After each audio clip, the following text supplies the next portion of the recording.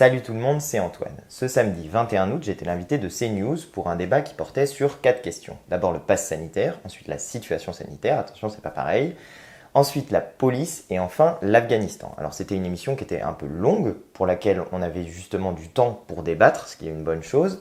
Et pour vous faciliter la lecture de cette vidéo, je vous ai du coup découpé ça en sommaire. Vous allez pouvoir voir ça dans la description de la vidéo et puis normalement ça s'affiche sur la barre de temps de la vidéo pour vous permettre d'aller directement dans la section qui vous intéresse ou bien si vous voulez la regarder en plusieurs fois, de faire ça assez facilement. Voilà, c'est tout pour moi. Je vous laisse regarder cette vidéo. N'oubliez pas de vous abonner si ça vous plaît. Et puis comme toujours, je vous retrouve à la fin. Nous accueillons Laurence Saillet. Bonsoir. Bonsoir. Vous êtes chroniqueuse politique. À vos côtés, Cédric Pemba-Marine. Bonsoir. Bonsoir. Maire Modem du Port-Marly dans les Yvelines. Nous accueillons également Gaëtan Dussaucet. Bonsoir. Conseiller régional d'Île-de-France et membre du Conseil national du Rassemblement national. Et Antoine Léaumont est avec nous également. Bonsoir. Bonsoir. Orateur national de la France insoumise. À l'approche de la rentrée scolaire, donc, les opposants au pass sanitaire, à l'extension du pass sanitaire et à la vaccination obligatoire ne relâchent pas la pression. Ils sont descendus dans la rue pour ce 6e week-end consécutif. On n'a pas encore le nombre global de participants. On sait qu'à peu près 200 rassemblements étaient prévus dans tout le pays. Selon les estimations de la police faites en avance, on tablait sur entre 170 000 et 220 000 personnes mobilisées dans des cortèges qui semblaient également très importants partout en France. Vous le voyez notamment à Toulon, Nice, Marseille, Montpellier ou encore Perpignan. À Paris, 4 cortèges avaient été déclarés en préfecture, notamment 2 à l'appel de Gilets jaunes. On va retrouver tout de suite Özlem Ünal, justement, sur le site d'arrivée de l'un de ces cortèges. Özlem, la manifestation est vraisemblablement terminée et elle s'est plutôt bien passée, encore une fois.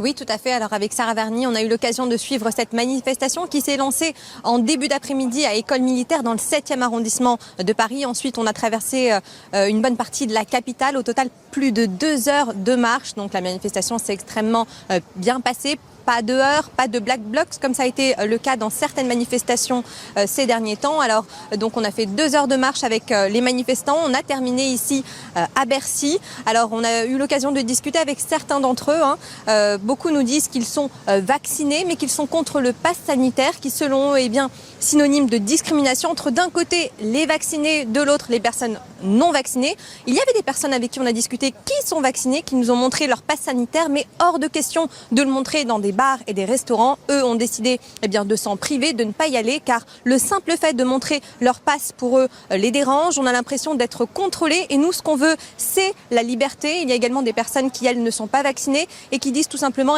manquer de recul sur le vaccin. Alors, je vous propose d'écouter quelques manifestants avec qui on a eu l'occasion de discuter justement à ce sujet.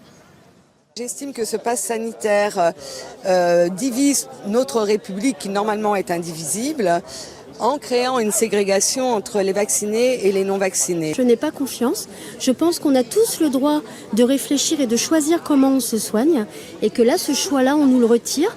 Or, je croyais vivre dans le pays des libertés, qu'on avait de la chance. Et là, je m'aperçois que même pas de référendum, on ne demande pas aux citoyens ce qu'ils en pensent. Je trouve ça fort questionnant. Alors la manifestation ici, dans le cortège que nous avons suivi, organisé par les Gilets jaunes, s'est bien passée. Difficile de savoir combien ils étaient. En revanche, les forces de l'ordre s'attendaient à entre 12 000 et 20 000 participants ici à Paris et entre 170 000 et 220 000 dans tout le pays. Un chiffre qui reste globalement extrêmement élevé pour la période actuelle, car on est en pleine période estivale. Beaucoup de manifestants nous disent qu'ils seront également là à la rentrée, ce qui laisse peut-être présager de nombreuses manifestations à la rentrée avec toujours autant de monde, toujours autant de personnes opposées, vous l'aurez compris, au pass sanitaire.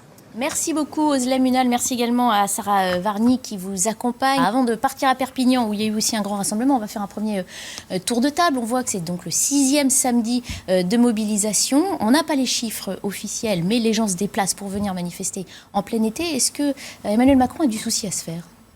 Non, je pense pas plus que ça. C'est une liberté qui est garantie à ces personnes de pouvoir manifester pour faire entendre leur message. Après, on y adhère ou pas. Moi, ce que je constate, c'est que quand même 200 000 personnes, ça reste un nombre limité. Alors, c'est pas anodin. Mais inédit en plein été. Il faut pouvoir l'entendre, mais certainement inédit en plein été. À mon avis, la question, c'est pas tant de savoir si Emmanuel Macron ou le gouvernement a du souci à se faire. Il faut qu'on puisse revenir rapidement à une situation un peu plus sereine, plus apaisée. D'ailleurs, on ne peut que se réjouir du fait que la manifestation sur Paris se soit bien déroulée et que les groupes qui viennent s'agréger pour semer la zizanie dans ces manifestations n'ait pas été présent ce samedi, au moins à Paris, de ce qui nous était rapporté. Non, évidemment, on se réjouit qu'il n'y ait pas de débordement, de récupération par des mouvements qui seraient là pour d'autres raisons. Mais est-ce que ça ne valorise pas non plus les raisons qui poussent certains Français à venir manifester pour leur liberté, justement des cas une cause qu'il faut entendre, justement, quand on veut parler et s'adresser à tous les Français?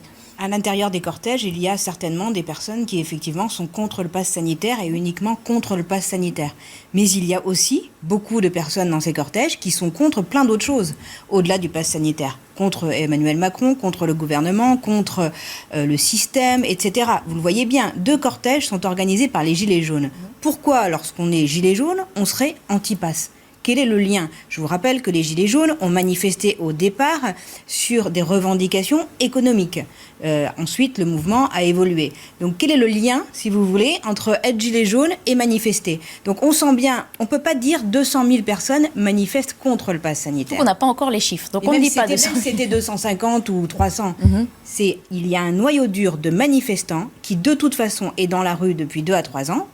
Pas toute la manif, je le redis bien. Oui, mais attention, est-ce qu'en disant ça, on n'exprime pas un certain mépris aussi, peut-être à l'égard de ces jeunes ou des familles qui viennent manifester tout à fait je vous ai raisonnablement. À l'intérieur de la manifestation, il y a des gens qui manifestent uniquement contre le pass sanitaire. On peut les enlever. Mais on met souvent l'accent sur les autres. Non, mais c'est ça que je veux veux parler dire. du reste. On a le droit. Bien sûr. On ne va pas raconter que 250 000 personnes se sont réveillées un matin, sont contre le pass sanitaire, pour la liberté, et que ce sont ces gens-là. Ça, c'est pas la vérité. Vous doutez bien que Florian Philippot est dans une démarche politique. Donc arrêtons de faire les naïfs comme si tout à coup tout le monde était contre le pass sanitaire. Je vous rappelle aussi qu'il y a des chiffres. Vous entendez les discours. Cette personne qui dit on n'est pas sûr du vaccin. Vous vous rendez compte ce qu'on a mis dans la tête des Français ? Mais vous vous rendez compte de la responsabilité des gens qui donnent ces messages ? Ce dont on est sûr, c'est que quand on meurt du Covid aujourd'hui, on n'est pas vacciné. Quand on va en réanimation, on n'est pas vacciné. Ça, on en est sûr. Vous pouvez aller dans tous les services de réanimation. Ce dont on est sûr, c'est qu'aujourd'hui, en Guadeloupe et en Martinique, les morgues sont pleines. Ça, c'est une vérité. Donc on peut aller dans la rue en disant que les Français ont vendu leur corps au laboratoire, qu'on n'est pas sûr de ce vaccin, etc., etc. Quand on voit la réalité des chiffres dans les hôpitaux, là, celle-ci, elle parle, et c'est grave. Et c'est grave de laisser penser que ces personnes sont contre le pass sanitaire. Une partie, oui. Et puis le terme « en famille », ça veut dire quoi en famille ? Que parce que vous amenez vos enfants, vous avez plus de légitimité ou que c'est une bonne chose ? Est-ce que c'est intéressant d'amener ses enfants dans cette discussion ? Franchement. Ça veut juste dire qu'on n'est pas forcément un ultra radicalisé. Personne ne l'a dit qu'on était un ultra. Mais quand on dit aux gens qu'on vend son corps au laboratoire quand on va se faire vacciner, on est quand même ultra quelque chose, me semble-t-il. Messieurs. Antoine Léaumont. Ok. Déjà, je voudrais vous remercier parce que le sujet qui était fait était équilibré. Et c'est assez rare d'avoir des plateaux sur lesquels on essaye de faire notre métier correctement. Bah écoutez, dans lequel, justement, on ne nous dit pas que les gens qui manifestent sont tous des gens contre la vaccination, sont tous des gilets jaunes exacerbés, etc. Et où on nous dit que, effectivement, c'est des gens qui manifestent contre le pass sanitaire. Moi, j'y suis allé dans la manifestation, l'autre, celle de Paris, l'autre qui faisait dans l'autre sens, qui partait de la place de la Bourse, donc pas celle dans laquelle étaient vos collègues. Et ce qui m'a frappé, c'est déjà la grande diversité sociale à l'intérieur de ce mouvement. C'est vraiment le peuple mobilisé pour ses droits. Et ensuite, le slogan qui revient le plus, c'est celui de liberté. Alors je vais vous répondre, quel est le lien entre le mouvement des Gilets jaunes et celui d'aujourd'hui contre le pass sanitaire ? C'est sans doute la liberté. La liberté qui est dans notre devise nationale et qui est au fondement aussi d'une des revendications des Gilets jaunes, qui était celle de faire une assemblée constituante pour une 6e République. Je ne peux pas ne pas dire que c'était une proposition que nous portions en 2017 et que nous porterons également en 2022 avec la candidature de Jean-Luc Mélenchon. Donc, moi, je suis assez d'accord avec ce que vous dites. Je pense qu'il y a de la colère globalement contre ce pass sanitaire, mais qui est plus large que ça. Et Emmanuel Macron a pensé peut-être qu'en glissant la poussière sous le tapis, en faisant son espèce de grand débat qui ne servait pas à grand-chose à part faire des meetings à la télévision, peut-être qu'il a pensé que la colère serait partie, que la colère disparaîtrait et que en ayant temporisé finalement, eh bien, tout ça serait parti. Ce n'est pas le cas. Je pense qu'il y a une colère énorme dans le pays, qu'elle est latente et que le pass sanitaire arrive comme une cristallisation de cette colère. Ensuite, monsieur, je suis désolé de vous dire, mais si vous voulez de l'apaisement, il ne faut pas qu'Emmanuel Macron aille sur des choses comme la réforme des retraites. Dans la période dans laquelle on est, c'est la pire des choses à faire. Même le patron du MEDEF, qui est quand même pas de mon bord, dit qu'il ne faut pas, dans une phase économique comme celle qu'on a vécue actuellement, lancer une réforme qui va diviser le peuple français. Parce que par la force des choses, si vous faites une réforme contre le peuple français, vous aurez des gens dans la rue pour lutter pour leurs droits, comme des gens sont en train de lutter pour leurs droits aujourd'hui. Donc ces manifestations sont contre un outil, mais qui est un outil qui dit des choses plus larges, qui est un outil qui met en place une société du contrôle permanent. Je pense que les gens n'ont pas envie, tout simplement, de devoir présenter des choses. Comment ? C'est pas les gens, c'est 0,12% de la population. Non, mais quand même. Mais alors, regardez les gens comme si toute la France bien était sûr, dans la mais rue, regardez n'exagérez pas non plus. Regardez les enquêtes Pensez à d'opinion. tous ceux qui sont quand même pour le pass sanitaire. Je vous ai laissé finir. Oui, mais enfin, on peut pas dire les gens. Bah, écoutez, si vous regardez les enquêtes d'opinion qui sont pas justement pas les gens qui manifestent, mais des enquêtes qui sont assez larges, vous avez 2 tiers ne soutiennent pas. Vous avez une grosse moitié de la population qui n'est pas d'accord avec ce pass sanitaire. Et 60%. De la même manière pour le mouvement des Gilets jaunes, vous aviez pas pareil. Le soutien vous aviez populaire 60 était à 70. Beaucoup plus important. Il était beaucoup plus important. Ça n'a rien à voir. Mais je pense que parce qu'on peut pas vous laisser. Alors attendez, parce qu'il y a aussi Gaëtan Dussosset qui ne s'est pas encore exprimé. Je finis juste sur ça, mais je pense que sur le pass sanitaire, l'un des problèmes sur pour ou contre, en réalité, est que se mélange le débat pour ou contre la vaccination. Et vous êtes venu dessus directement. Je pense qu'il y a énormément de gens. Par la force des choses, il y a énormément de gens qui sont favorables à la vaccination, puisque si on regarde les chiffres qui sont donnés par Doctolib, pour la population éligible, vous êtes à autour de 75% et plus de gens qui sont vaccinés. Donc c'est une minorité de la population qui est défavorable à la vaccination et qui a des doutes qui, à mon sens, je suis désolé, mais sont légitimes, puisque effectivement c'est une technologie nouvelle qui est peu connue, qui est en train de se développer et pour laquelle il y a des inquiétudes. On pourra en reparler plus tard. On a justement un éclairage sur le vaccin et l'efficacité. Non, mais on débat et on est parti des manifestations. Je pense que ces inquiétudes, il faut y répondre et pas mais contraindre les gens. vous ne pouvez pas dire qu'on a des doutes légitimes, pardon. Si. Donc vous n'avez pas confiance aux autorités de santé. Ah ben moi je suis allé... vous allez à la pharmacie acheter un médicament, vous avez un doute. Moi je suis allé me faire vacciner, j'ai confiance dans ce vaccin. Non mais attendez, je vous réponds. J'ai confiance dans ce vaccin, je suis allé me faire vacciner. Je pense que les gens devraient se faire vacciner et la situation dans les Antilles notamment nous laisse penser que c'est efficace de se faire vacciner quand même pour éviter les formes graves. Mais maintenant, c'est une approche scientifique de douter de quelque chose qui est nouveau. C'est une approche scientifique d'être critique vis-à-vis de quelque chose sur quoi on n'a pas assez de recul. Donc vous pouvez pas dire que les gens sont juste des débiles. Vous donnez des arguments pour le mettre le doute. On pourra débattre de ça tout à l'heure. Revenons peut-être sur les manifestations et sur ce que Gaëtan Dussosset, vous avez entendu aussi, ces témoignages assez transverses, comme disait Antoine Léaumont. On se bat pourquoi en ce moment dans les cortèges en France? À mon avis, le cœur de la mobilisation et l'intérêt de la mobilisation reste quand même des manifestations anti-pass sanitaire. Après, évidemment que vous aurez des convergences ou bien des récupérations ou bien une utilisation finalement de la foule rassemblée pour pouvoir justement faire avancer d'autres projets politiques ou d'autres agendas politiques. C'est tout naturel et n'importe quelle manifestation ou rassemblement dans la rue est toujours voué à ça, c'est-à-dire avoir d'autres personnes aussi qui vont venir défendre un autre projet ou d'autres revendications. C'est naturel, mais il ne faut pas que ça nous détourne du cœur du débat, c'est-à-dire la question du pass sanitaire. Le pass sanitaire en soi est déjà une mesure très politique. C'est vrai qu'on entend cet argument de la part du gouvernement et de l'exécutif qui consiste à dire nous, on gère la crise sanitaire, les autres font de la politique. Mais le pass sanitaire en soi est déjà un outil politique, est déjà une mesure très politicienne parce qu'elle est clivante. Et Emmanuel Macron savait très bien, en regardant d'ailleurs un peu qui était favorable au pass sanitaire, à son instauration et ceux qui ne l'étaient pas, et bien qu'évidemment on retrouve, on va dire, une partie de sa clientèle, désolé pour le terme, je n'aime pas vraiment celui-là, mais de sa clientèle électorale, c'est-à-dire les CSP+, très métropolitaine, etc. Donc, c'était une mesure très politique et évidemment, sa décision était aussi très politique. Mais Maintenant qu'on ait encore une mobilisation aussi importante, parce qu'au cœur de l'été, avoir 200 000 personnes, on attend les chiffres exacts de la mobilisation de ce samedi 21 août, mais avoir 200 000 personnes, c'est quelque chose quand même d'assez inédit. Je crois qu'on n'a pas vu ça depuis à peu près 25 ou 30 ans dans notre pays, donc il faut quand même le reconnaître et savoir mettre un mot là-dessus. Ça montre quand même une chose, c'est qu'il reste quand même une grande fracture dans notre société, qu'il y a une société qui est fracturée, qui est divisée. On avait pendant un moment les gilets jaunes, la ruralité contre les grandes villes, la ruralité contre les banlieues, on avait les gagnants de la mondialisation contre les perdants de la mondialisation. Je pense que si on veut pouvoir à un moment donné se sortir hautement de toutes ces crises-là, il va falloir réoxygéner notre démocratie. Il va falloir remettre sur la table du débat toutes ces mesures de bon sens qui ont été d'ailleurs l'une des revendications des Gilets jaunes, à savoir le référendum d'initiative citoyenne et la proportionnelle. On en a on va pouvoir besoin et on le continuer voit d'en discuter. On va d'abord aller faire un tour à Perpignan, comme je vous l'avais annoncé, rejoindre Loïc Escorihuela, qui a suivi donc la manifestation à Perpignan. Là aussi, on le voit derrière vous, Loïc, elle est terminée.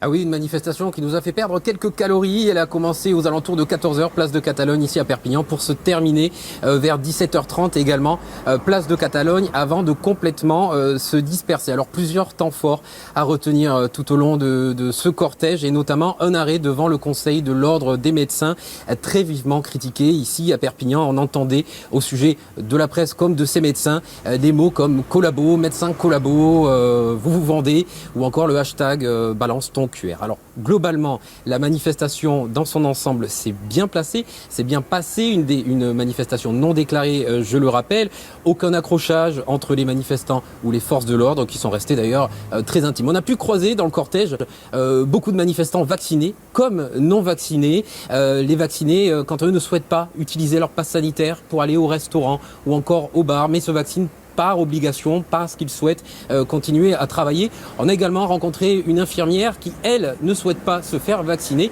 quitte à perdre son emploi. Alors concrètement, c'est surtout les conséquences du vaccin sur la santé qui préoccupent majoritairement les manifestants, ainsi que la privation de leur liberté induite par ce pass sanitaire. Moi, je vous propose d'écouter plusieurs manifestants et plusieurs témoignages recueillis avec Joanne Demarle. Moi, je suis contre le pass sanitaire, je suis contre l'obligation vaccinale. Je pense que c'est une manœuvre, une opération politique qui est destinée à masquer l'incurie, notamment du gouvernement, en termes de politique de santé. Je suis absolument anti-pass sanitaire. Voilà. Mais je vais vous dire, moi, quand je suis allé à l'école, sur le fronton de l'école, c'était une ancienne mairie. Il y avait marqué liberté, égalité, fraternité. On est en train de monter, ce gouvernement est en train de monter les Français les uns contre les autres, divisés pour mieux régner. Et puis Loïc, il y a eu une scène aussi un peu plus atypique lors de cette manifestation. Oui, juste au début de la manifestation, 5 minutes après le départ du cortège, nous nous sommes arrêtés devant le siège de l'Indépendant, qui est le quotidien local. Les manifestants se sont regroupés devant, ont commencé à attacher de grandes banderoles sur la façade, des affiches un petit peu partout, tout en jetant l'édition du jour et puis en criant médias, virus. C'est une défiance généralisée, hein. C'est pas seulement envers l'Indépendant, puisque nous-mêmes avons été pris à partie tout au long de ces 3 heures. Il reproche notamment au quotidien de minimiser le nombre de participants à ces manifestations. On a rencontré une dame qui jetait des journaux et qui nous disait avoir lu dans le quotidien des chiffres de participation entre 800 et 1000 personnes. Et pour elle, c'était intolérable. Alors je le rappelle, les chiffres du jour de la préfecture ici à Perpignan qui annonce 3500 manifestants, soit 2 fois moins que la semaine dernière. Sur place, les manifestants affirment, eux, qu'ils sont au moins le même nombre que la semaine dernière, soit environ entre 6 000 et 8 000. Vous l'aurez compris, c'est un petit peu une guerre des chiffres qui se déclare. Merci beaucoup Loïc Escorihuela, merci également à Joanne Demarle qui vous accompagne sur ces manifestations, qui nous ont permis de suivre ces manifestations à Perpignan. Intéressant cet épisode de défiance aussi, hein. On en reparlera évidemment dans un instant en plateau. On va d'abord demander l'avis d'Alexis Lévrier. Bonsoir, merci d'être en direct avec nous. Vous êtes historien des médias, auteur également de Jupiter et Mercure, le pouvoir présidentiel face à la presse. On entendait justement notre reporter à Perpignan évoquer cette scène des désobéissance civile et de défiance vis-à-vis d'un pouvoir, de médias, des manifestants qui accusent le pouvoir de minimiser, de raconter des salades. C'est ça aussi le symbole de ces manifestations cet été, un signal fort envoyé à l'exécutif pour dire il faut entendre notre voix, nous ne prenons pas pour argent comptant ce que vous nous racontez sur cette crise sanitaire. Oui, il y a une hostilité à l'égard du gouvernement, d'Emmanuel Macron, mais plus généralement du système politique, système médiatique, système sanitaire. Et c'est le vrai lien, à mon avis, avec le mouvement des Gilets jaunes. Ça a été rappelé tout à l'heure, ce mouvement est beaucoup moins populaire que ne l'était le mouvement des Gilets jaunes. On est à 34% d'après le dernier sondage du JDD de soutien au mouvement des antipasses dans l'opinion publique, alors que les Gilets jaunes, on était à 60-70%, et surtout c'était un soutien qui avait duré dans le temps. Donc c'est pas du tout la même chose. Par contre, le discours qui est tenu notamment sur les médias et sur le système politique et médiatique, avec les mêmes soubassements antisémites. On a vu qu'il y a pas mal de slogans antisémites, il y en avait encore dans les rues de Toulouse ce matin, dans les manifestations. Donc tout ça fait quand même un trait commun avec les excès, parce qu'il faut évidemment pas réduire ni le mouvement des Gilets jaunes, ni celui des antipasses à ces dérives. Il y a des gens qui manifestent tout à fait pacifiquement et je crois qu'ils sont nettement majoritaires, mais cette défiance à l'égard du système, à l'égard des médias, à l'égard du pouvoir, à l'égard d'Emmanuel Macron qui cristallise beaucoup de mécontentement, je crois que là il y a un vrai lien et c'est peut-être ce qu'il y a de plus inquiétant pour le pouvoir, mais même pour la démocratie elle-même, puisqu'on est dans une année présidentielle. Il y a une partie de l'opinion publique qui est désormais complètement en refus de tout ce qui est mainstream, que ce soit le pouvoir politique, que ce soit les médias, et qui est dans une attitude de rejet qui va bien au-delà du rejet du vaccin ou du pass sanitaire. Et moi, je suis inquiet quand je vois ce qui s'est passé pour le journal L'Indépendant, parce que ça rejoint des dérives qu'il y a eu dans les manifestations précédentes où on s'en est pris physiquement à des journalistes, et ce sont des choses qu'on avait déjà vues au moment du mouvement des Gilets jaunes. C'est jamais simple pour une démocratie lorsque le rôle de la presse est dénié dans les manifestations et est conduit à ce type de violence. Donc je suis relativement inquiet de voir qu'on est dans un mouvement qui s'inscrit dans la durée, maintenant, qui dure depuis mi-juillet, et qui continue à avoir les mêmes excès dans l'antisémitisme, excès dans la dénonciation des médias, du système politique. Tout ça, dans une année de présidentielle, est inquiétant bien sûr pour Emmanuel Macron, mais c'est inquiétant pour la démocratie elle-même. Ce que nous dit Alexis Livry, c'est que évidemment personne n'a une boule de cristal pour voir ce que ce mouvement peut devenir, mais s'il cristallise, comme on l'a dit tout à l'heure, un tas de sortes de mécontentements, on imagine qu'il peut grossir dans l'été et exploser à la rentrée aussi. Moi je comprends qu'il cristallise les mécontentements, mais ce que je regrette, c'est qu'on y mette dedans le pass sanitaire. Parce que c'est un sujet de santé publique. Et c'est ça que je regrette. Parce que tout à l'heure, on prenait l'exemple de la réforme des retraites. Imaginons qu'Emmanuel Macron mette en place la réforme des retraites, que les gens soient dans la rue, qui manifestent. Je peux bien le comprendre. D'ailleurs, je comprends toutes les manifestations, je ne vais même pas les comprendre, puisque c'est autorisé, évidemment. Mais ce que je regrette, si vous voulez, c'est qu'une certaine partie de la population puisse récupérer l'histoire du pass sanitaire pour agréger des personnes qui n'étaient pas dans une opposition excessive contre les médias, etc. Et mine de rien, je ne sais pas si vous vous souvenez, au fur et à mesure des Gilets jaunes, certains se sont radicalisés. Et il ne faut pas que la partie de la population qui, elle, vient manifester contre le pass sanitaire, même si je ne suis pas d'accord avec leur position, parce que moi je ne pense pas que ce soit une privation de liberté, mais ça c'est un débat autre, que les choses, qu'elles se radicalisent, si vous voulez, et en viennent à devenir comme ces gens qui sont plus radicaux. C'est là où il y a un danger. Et là où je voulais vous dire, vous dites c'est une décision politique. Alors après, la définition de politique, si vous voulez, c'est vaste, donc je ne vais pas vous dire oui ou non. Mais moi, je n'imagine pas que de mettre en place une décision qui amène à la vaccination, donc qui amène à la protection des Français, soit une décision politique. Je ne pense pas qu'on ait le cynisme de se dire est-ce que ça va plaire à mon électorat. J'ose imaginer, et je vous souhaite que si un jour vous êtes au pouvoir, monsieur, vous ne fassiez pas ces choix à partir de ces critères. Quand vous êtes en train de gérer une épidémie dans votre pays avec autant de morts, autant de personnes qui souffrent, autant de personnes en réanimation, autant de soignants qui sont à l'agonie depuis 1 an et demi, j'espère bien que vous ne prenez pas des décisions en se disant est-ce que ça va plaire à mon électorat. Moi, je pense que la décision a sûrement été prise parce qu'il est absolument nécessaire qu'une très grande partie, la majeure partie de la population se vaccine et que le pass sanitaire est un moyen d'amener à la vaccination. C'est une mécanique logique. Donc quand on est pour la vaccination, on est pour ce qui amène à la vaccination. Le nombre de jeunes qui se sont vaccinés parce qu'ils se sont dit je vais aller boire un verre en terrasse. Et bien tous ces gens-là, mais même les millions de... C'est ce que certains appellent une obligation déguisée, une contrainte. Vous savez quoi ? Ces gens-là, tous ces gens qui se seront vaccinés parce que le pass sanitaire a souvent accéléré seulement leur choix ou réorganisé, si vous voulez, et bien tous ces gens-là, ils n'iront pas en réa. Et bien ça, c'est une bonne chose. Et ça, c'est une mesure politique où on protège la population. Parce que c'est ça aussi qu'il faut dire. Parce que la liberté, c'est quoi ? Donc dans ces cas-là, on est contre tout, contre la ceinture de sécurité, contre le fait de ne pas boire en prenant sa voiture. Il y a plein de choses. C'est pas la même chose. Non, ne caricaturez pas, madame Saguet, je comprenais le début du débat, mais là... La ceinture de sécurité n'est pas une privation de liberté, vous êtes dans votre voiture. Il y en a que ça dérange. Là, vous êtes dans une privation de liberté. Moi, je me sens pas privée de liberté parce que je dois faire biper mon téléphone lorsque je vais m'asseoir pour boire un café. Et je suis sûre que vous non plus et que vous le faites avec plaisir. Je me sens dans une société du contrôle, ça oui, par contre. Mais je voudrais revenir sur un point. Je sais pas si on a le temps ou pas, mais... Rapidement, oui. Simplement sur un point, qui est, vous dites, en gros, ça a accéléré les choses, c'est efficace, c'est une mesure efficace parce que des gens ont accéléré leurs décisions. Bon, très bien, si vous voulez, c'est votre avis. Mais ce que l'OMS nous dit, c'est que quand on met en place des processus contraignants de vaccination, ça n'est pas efficace pour justement renforcer la confiance dans les vaccins. Parce que quand on met en place ce type de processus, quand on met en place des choses comme des passes sanitaires, ça augmente la défiance vis-à-vis des vaccins. Votre discours de tout à l'heure augmente la défiance, ça je vous le dis. Quand vous dites que les gens ont le droit de douter, ça par contre...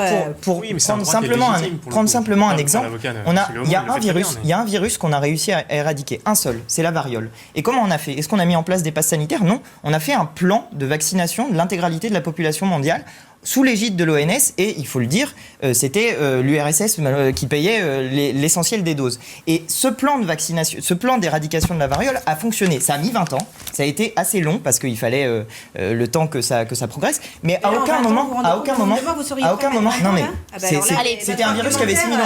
Excusez-moi, mais c'était un virus qui avait 6 000 ans quand même. Mais simplement une chose, on n'a pas mis en place de processus contraignants. On va devoir finir, Anthony. Je vais très vite. Qu'est-ce qu'ils ont fait pour aller vacciner un maximum de gens ? Ils ont fait du porte-à-porte et ils sont allés convaincre les gens. Ils sont allés convaincre les gens de se faire vacciner. Je pense qu'il est plus efficace. C'est pas votre discours qui va les convaincre. Bon, on va poursuivre la discussion après. Il y a des différences qui on sont va des reprendre la différences discussion sociologiques juste après la pause. On va aussi prendre un instant pour remercier Alexis Lévrier d'avoir été en direct avec nous, évidemment. On se quitte quelques minutes et puis vous pourrez exposer tous vos arguments. On en vient à la situation sanitaire, vous le savez. C'est dans ce contexte justement de plus en plus tendu que certains esprits s'échauffent. Depuis quelques semaines, les professionnels de santé constatent que les personnes qui viennent se faire vacciner n'ont plus le même comportement qu'au début de la campagne. En janvier et février, ils recevaient des cadeaux en guise de remerciement, comme par exemple des boîtes de chocolat. Aujourd'hui, ils se font agresser verbalement ou physiquement. Reportage à Valenciennes de Charles Iserman. Charlotte est infirmière libérale et travaille au centre de vaccination de Valenciennes. Il y a quelques jours, une patiente l'a agressée. Au moment de la vacciner, elle m'a insultée de gardienne de zoo. Et au moment de patienter, elle était en train de se lever, donc je lui ai demandé de se rasseoir. Et elle m'a insultée en me disant qu'elle partait, qu'elle n'en avait rien à faire et que quoi qu'il arrive, elle porterait plainte contre moi s'il se passe quoi que ce soit. Le président de l'association des infirmiers libéraux du Hainaut constate qu'il n'est aujourd'hui plus possible de travailler dans de bonnes conditions. On a des insultes, des menaces sur les réseaux sociaux et sur des choses qui sont totalement infondées. Actuellement, en fait, par jour, on essuie à peu près une dizaine d'insultes par jour. C'est la foire à la fake news. Les gens savent plus démêler le vrai du faux. Du coup, ils deviennent agressifs. Et voilà, on se retrouve aujourd'hui avec des situations où on a des agressions de soignants. Des agressions qui conduisent certains professionnels à ne plus vacciner. Il y a 2 médecins et une pharmacienne qui ne veulent plus venir au centre de vaccination, c'est vrai. Qui ont demandé pour l'instant à ne plus être mis sur les plannings. Elles avaient peur d'être agressées physiquement là maintenant. Les professionnels de santé sont également indignés par certaines personnes qui n'hésitent pas à leur proposer jusqu'à 1 000 € pour tenter d'obtenir leur QR code sans vaccination. Cédric Pemba-Marine, est-ce que là encore on n'est pas juste les témoins impuissants finalement d'une tension qui est aussi exacerbée par ces volte-face du gouvernement, ces manques de communication et cette incompréhension générale. Bien sûr, ça touche seulement une minorité, on le rappelle, et la majorité des Français suivent les règles et vont se faire vacciner. Mais il y a quand même un climat qui se tend. Il y a un climat qui est tendu, mais depuis un moment, c'est certain, et auquel malheureusement on participe aussi. Moi, je me demande réellement, quand on voit la situation sanitaire dans laquelle on est, c'est une situation exceptionnelle, dramatique. Le reportage que vous avez fait sur la situation dans les Outre-mer en témoigne encore. il va falloir un moment qu'on puisse être responsable. Les responsables politiques prennent pleinement les responsabilités, qu'on arrête de venir ça et là faire un peu de peloche. Quand on disait tout à l'heure, il est légitime que dans des manifestations pareilles, d'autres causes viennent s'agréger. Non, le sujet est suffisamment sérieux pour qu'on l'aborde sérieusement et qu'on arrête de se tirer la bourre comme ça. C'est des millions de morts, c'est une situation... La pandémie n'est pas derrière nous. Alors qu'est-ce qu'on attend ? On peut attendre encore quelques années. Le pass sanitaire, quand vous disiez tout à l'heure, c'est une décision politique. Et non, c'est loin d'être une décision politique. C'est un constat. Et je crois que le politique, le chef de l'État, comme le gouvernement, constate avec les moyens qu'on a, la connaissance qu'on avait à l'époque. On essaie de mettre en place certaines choses. Il faudra voir si ça produit ses effets. Le pass sanitaire, ça a accru a priori le nombre de personnes qui s'est décidé à aller vers de la vaccination. Ça empêche certaines personnes de se rencontrer, certes. Il va falloir voir si ça produit ses effets. C'est-à-dire si on a moins de morts, si on arrive à arrêter ces courbes mortifères. Là où je vous rejoins sur une chose... Pardon, c'était juste pour compléter un peu ce que vous disiez, c'est que oui, la vaccination va faire en sorte qu'on ait moins de morts, parce que de fait, la vaccination réduit le nombre de personnes qui rentrent en réanimation et permet de réduire les effets graves du développement du virus ou de la contraction du virus. Donc ça, c'est évident. Mais c'est la vaccination qui est finalement la responsable et la gagnante de ces très bons chiffres et de ces sources d'espoir. Ce n'est pas forcément la méthode, l'outil qui est celui du pass sanitaire qui est là et une mode d'organisation. Oui, parce que le pass sanitaire, en réalité, est une obligation vaccinale. C'est-à-dire qu'à partir du moment où vous n'êtes pas vacciné, vous avez une vie qui, désolé, n'est pas une vie normale. Et de la même manière, on peut se poser la question, où est la normalité quand pour pouvoir accéder, que ce soit à des loisirs, que ce soit à la scolarité, que ce soit à la santé, nous sommes obligés de témoigner, vous savez qu'on a connu un autre moyen que le pass. En termes de normalité, non mais juste pour terminer là-dessus. À la scolarité. On a le droit de parler quand même, madame, ça y est, tout va bien, il n'y a pas d'inquiétude. Parce qu'on a des avis différents. C'est pas un avis que de dire qu'il faut un pass sanitaire pour la scolarité, c'est pas un avis. Ah bah si, désolé, à partir du moment où on empêche certains enfants, à partir du moment où il y aurait un cas contact dans la classe d'accéder à la scolarité... Officiellement, le pass sanitaire n'est pas exigé pour la rentrée. Non mais bien sûr, mais je veux dire... à partir du moment... Quand on dit des choses fausses et qu'on les accumule, si vous voulez, on ne peut pas vous laisser... Vous avez été aussi attentif que moi pendant l'été des différentes propositions et positions du gouvernement. Est-ce que oui ou non, le ministère de l'Éducation et son ministre, M. Jean-Michel Blanquer, n'a pas dit qu'un enfant qui n'aurait pas été vacciné, si un cas contact se trouve dans sa classe, ne pourrait pas accéder à la salle de classe comme les autres enfants. Donc c'est bien qu'il y a une différence. Alors, c'est pas forcément directement lié avec le pass sanitaire, mais nous sommes d'accord qu'il y a quand même une divergence en fonction de si vous êtes vacciné ou non. Avant, quand il y avait un élève contaminé, on fermait la classe. Maintenant, on considère, comme dans la population générale, que si vous êtes vacciné, vous n'êtes plus qu'à contact. Donc, on ne fermera pas la classe. Vous préférez qu'on ferme les classes, monsieur ? Mais absolument pas. Mais si vous voulez, c'est ça qui est désolant dans ce débat, c'est qu'on arrive toujours sur des simplifications et la stérilisation du débat. C'est des enfants contaminés, c'est ça votre théorie. Madame, ça y est, on peut rester raisonnable. Allez-y, je vous en prie, je finirai. Parce que vous pouvez être contre ce qui se fait, mais pourquoi vous inventez les choses ? Je n'invente rien, madame. Qu'est-ce que j'ai dit ? Dites-moi clairement. Pour accéder à la scolarité, on aura besoin d'un pass sanitaire. De la vaccination, du moins, pour être sur le même plan d'égalité que les autres élèves. C'est pas sur le même plan d'égalité que sur les autres élèves. Un raccourci dans l'expression utilisée qui était malheureux. Il n'y a pas de pass sanitaire à l'école. À ce stade, le pass sanitaire est nécessaire, effectivement, si vous voulez aller manger au restaurant. Si vous voulez aller manger au restaurant, vous pouvez aller faire un test aussi. Vous savez, aller manger au restaurant... Test qui bientôt ne sera pas remboursé, donc vous n'êtes pas sur un même plan d'égalité que les autres, madame. Pour 80% des Français, aller manger au restaurant, c'est déjà un acte qui n'est pas un acte quotidien. Donc, à parler matin, midi et soir d'aller manger au restaurant, je crois que vous coupez d'une très grande frange de la population à quel moment qui, à mon avis, a d'autres soucis que d'aller manger au restaurant, qui se demandent déjà comment garder leur emploi et comment boucler la fin de mois. Justement, attendez, je vais juste finir de répondre à madame. Alors, par contre, il faut que vous écoutiez, sinon on n'avance pas. Chacun son tour. La France a été très solidaire. Quand le ministre décide d'aider les restaurateurs, c'est pas l'argent du ministre, c'est l'argent de tous les Français. Il y a eu un élan national de solidarité où la France est un pays solidaire. Ne peut-on pas demander aujourd'hui par solidarité aux populations plus jeunes, même si elles sont moins touchées, de se vacciner pour éradiquer l'épidémie et puis pour justement que les personnes les plus fragiles, c'est ça la solidarité. Je vous remets pas en cause la question de la vaccination. Je remets en cause le principe du pass sanitaire qui, de fait, est liberticide dans son application et dans le quotidien. d'un grand nombre de personnes. Je ne parle pas évidemment que de l'accès à la restauration, même s'ils en auraient eu bien besoin, parce qu'en effet, ils ont beaucoup souffert des décisions de restriction qui ont été décidées par le gouvernement depuis le début de la crise sanitaire. Donc sur un plan économique, la relance peut être assez intéressante d'avoir quand même des clients plutôt que d'être pénalisés par la mise en œuvre du pass sanitaire.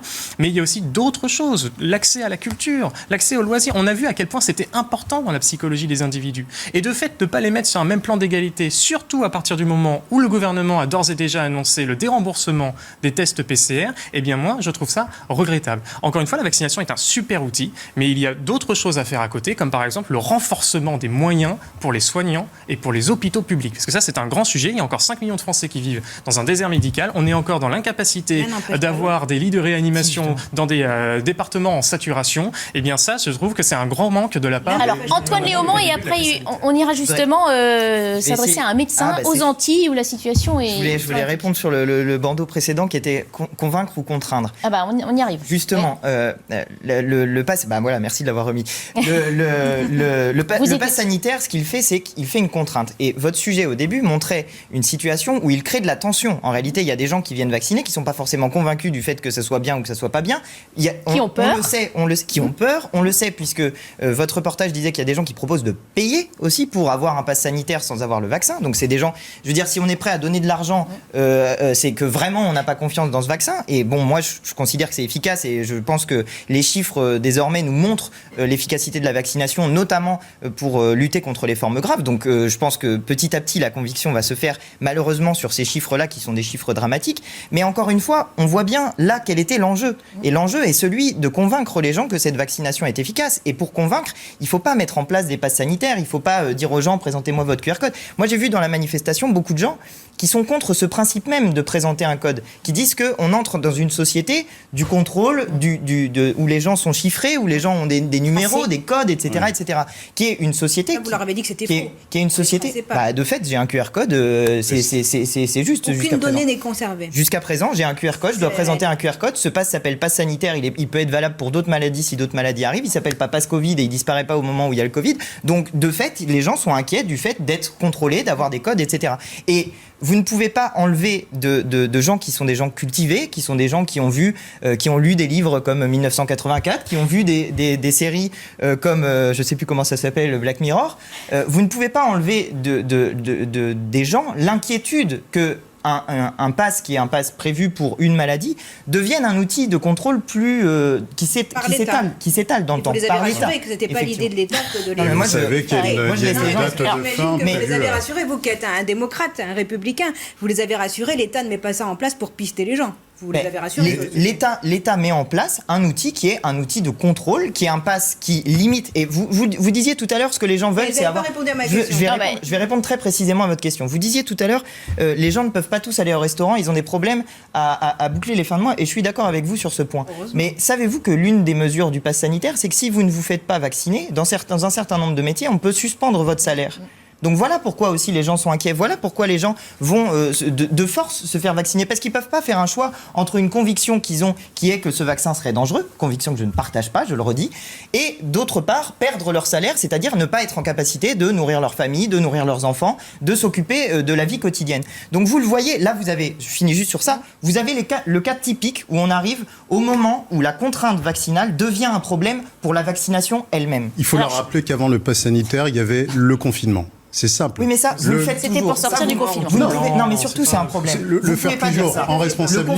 Le confinement, les fermetures de commerce et ces mesures-là, c'est le gouvernement qui les prend. Vous ne pouvez pas accuser les gens parce qu'ils ne se font pas vacciner. Dites ça aux scientifiques qui conseillaient le gouvernement à l'époque. Non, mais dites-leur ça.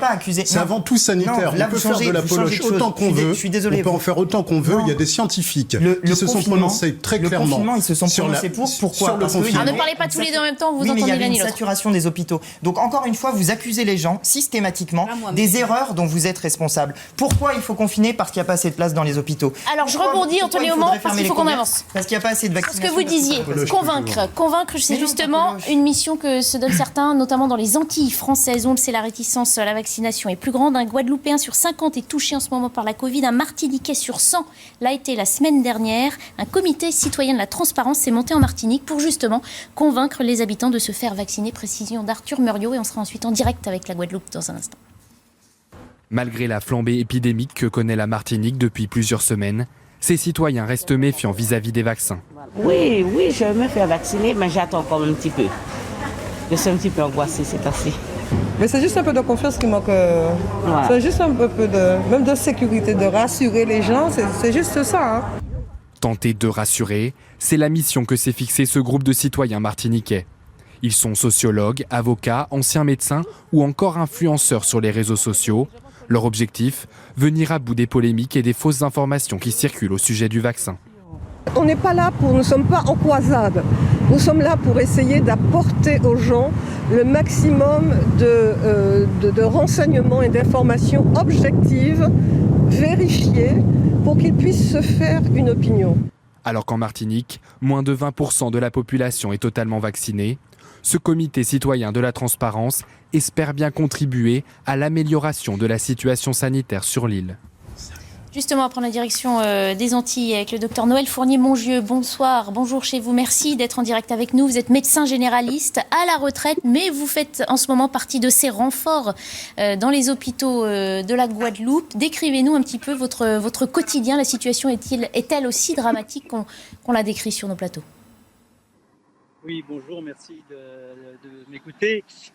J'ai une expérience encore très limitée de la Guadeloupe parce que nous sommes arrivés simplement hier soir, une équipe de 300 professionnels de santé pour venir épauler les équipes sur place et puis prendre le relais d'un premier contingent qui était arrivé il y a une dizaine de jours. Donc hier est une grosse journée de voyage, pratiquement de 24 heures. Et ce matin était une journée de prise de connaissance avec les différents services où nous allons être dispatchés les uns et les autres. Ce que je dirais simplement, c'est que c'est un petit peu paradoxal parce que nous sommes sur une île relativement paradisiaque et pour tout un chacun, on n'a pas l'impression que c'est une période de crise. Pour une raison simple, c'est que la maladie ne s'expose pas. La maladie est derrière les murs, dans des couloirs, dans des hôpitaux, dans des salles. Et le peu que j'ai vu déjà en visitant le CHU de Pointe-à-Pitre, c'est qu'effectivement, il y a vraiment une quatrième vague de Covid-19 qui est très difficile à gérer. D'abord parce que la direction de l'hôpital a dû depuis de nombreux mois restructurer complètement de l'organisation du CHU de Pointe-à-Pitre pour faire de plus en plus de place au Covid et aux réanimations et que malheureusement le personnel et le matériel, comme en métropole d'ailleurs, est parfois un petit peu manquant et les équipes sont un peu épuisées. Donc moi, étant à la retraite, j'étais ravi de pouvoir mettre un petit peu de mon temps au service de nos amis guadeloupéens.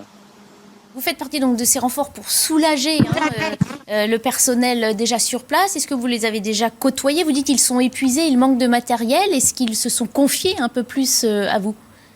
Oui, alors moi personnellement, dans le service où je suis affecté, si vous voulez, c'est un petit peu particulier parce que je ne suis pas en réanimation. Je suis dans un service où on injecte des anticorps monoclonaux aux patients Covid positifs. Il faut que ce soit un Covid positif et puis avec des symptômes depuis moins de 5 jours. Donc là, c'est une activité qui est réglée. Ce sont des patients qui rentrent adressés par leur médecin traitant. Donc c'est réglé. Mais c'est vrai que le peu de ce que j'ai vu des services de réanimation, effectivement, ce sont des patients sur des brancards, dans des couloirs, sous oxygène. Et la grande difficulté qui nous a été d'ailleurs dite, c'est qu'on se trouve confronté à un principe de priorisation. C'est-à-dire face à des patients, qui doit-on mettre en réanimation, qui ne doit-on pas mettre, qui peut rentrer chez lui, c'est quand même très très difficile. Vous êtes médecin, vous à la retraite, donc on estime que vous avez vu énormément de choses dans votre carrière. On parle du territoire français, dont avant la crise, on disait aussi que la France était l'un des meilleurs, le meilleur système hospitalier en France, le meilleur système de santé. Est-ce que ce n'est pas révoltant, quand on est médecin comme vous, d'assister à ce genre de scène en Guadeloupe aujourd'hui ? Non, parce que je pense qu'il faut bien garder à l'esprit que nous sommes confrontés à une situation tout à fait exceptionnelle. Si demain la France rentre en guerre, on sera confronté à une situation exceptionnelle. Eh bien là, si vous voulez, c'est une guerre sanitaire et que moi j'admire plutôt. Je ne suis pas révolté du tout. Je crois qu'il vaut mieux participer, relever ses manches et aller au combat plutôt que de critiquer. La Guadeloupe est confrontée à une situation qui est une situation de guerre sanitaire, et que par conséquent, on a deux possibilités. soit on fuit, soit on résiste. Et je pense que le choix qu'ont fait les équipes soignantes ici à Pointe-à-Pitre et dans toute la Guadeloupe ou la Martinique ou les Antilles en général, c'est justement avec les moyens qui sont les nôtres, qui sont les leurs, c'est de faire face avec sérieux, avec professionnalisme et puis surtout avec une très grande humanité qui est, rappelons-le, une des grandes caractéristiques de ce métier de médecin. Merci beaucoup, docteur, en tout cas, d'avoir partagé votre témoignage. On vous laisse à votre tâche, qui, on le sait, est lourde. Je rappelle que Noël Fournier-Monjus, vous êtes médecin généraliste à la retraite et que vous faites partie de ces renforts, prêtez main forte au personnel soignant en Guadeloupe. Le témoignage de ce médecin qui nous décrit du personnel épuisé, d'un système de priorisation. Ça fait mal quand même à notre système de santé français. Ça fait mal et ça rappelle quelle est la responsabilité de l'État vis-à-vis des Outre-mer. Les Outre-mer se sentent, je pense, aujourd'hui, et assez légitimement, un peu abandonnés par l'État. On a des territoires dans lesquels les investissements pour l'hôpital ont été faibles, dans lesquels il faut savoir que la Guyane, la Martinique et la Guadeloupe, c'est les 3 régions de France dans lesquelles vous avez la plus grande proportion de gens qui sont dans un désert médical. On n'y pense pas parce qu'on a tendance à penser que les déserts médicaux, ça va être en France métropolitaine et dans les zones rurales. Mais en réalité, c'est dans ces régions d'outre-mer. Et ça vous pose une autre question. On dit que les gens n'ont pas confiance en la vaccination. Moi, je ne suis pas sûr que ce soit que les gens n'ont pas confiance en la vaccination. Je pense qu'il y a des problèmes d'accès à la vaccination. Écoutez, je vous laisserai me contredire après. Ils sont deux à vouloir vous contredire. Ce que je pense, c'est qu'il y a des problèmes d'accès à la vaccination qui sont des problèmes qui peuvent être sociaux.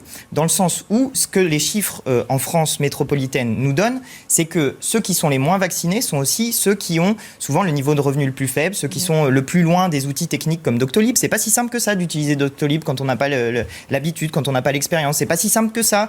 Par exemple, quand on parle pas forcément bien la langue française. Bref, vous pouvez avoir des problèmes qui sont posés pour l'accès à la vaccination, qui sont des problèmes sociaux. Et à l'intérieur de la Martinique et la Guadeloupe, on concentre ces problèmes-là. Il faut savoir que la Guadeloupe, par exemple, c'est un territoire dans lequel 61% de l'eau qui est puisée est perdue par faute de canalisation qui sont de mauvaise qualité. Comment voulez-vous que les gens appliquent un geste barrière? Ça paraît aberrant d'entendre ça d'un territoire français. C'est la France.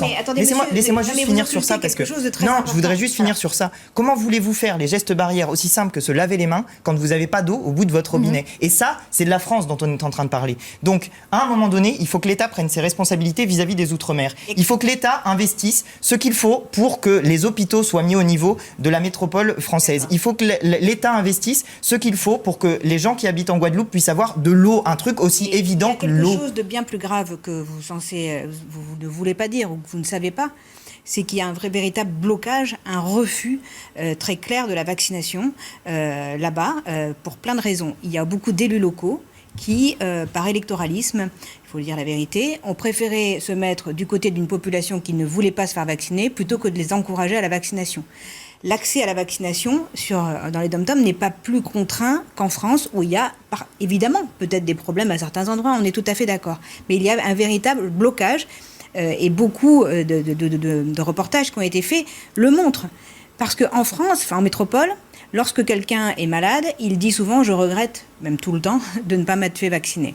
Mais là-bas, même des gens qui ont perdu des proches continuent à dire qu'ils ne veulent pas être vaccinés. Ça, c'est une réalité, c'est pas un jugement que je porte. Il y a un véritable La faute blocage. à qui? Pas seulement aux politiques locales. C'est pas la faute des élus locaux. Non, mais pourquoi les élus locaux seraient responsables de ça? Est-ce que j'ai dit ça? C'est ce qu'on comprend, pardon, ou alors j'ai mal compris. D'accord, mais si vous me laissez aller au bout, il n'y a pas que ça. Les élus locaux ont pris cette position et il y a eu aussi dans le passé, si vous voulez, des décisions qui ont été prises notamment sur les pesticides qui font qu'il y a un blocage. Scandale sanitaire précédent.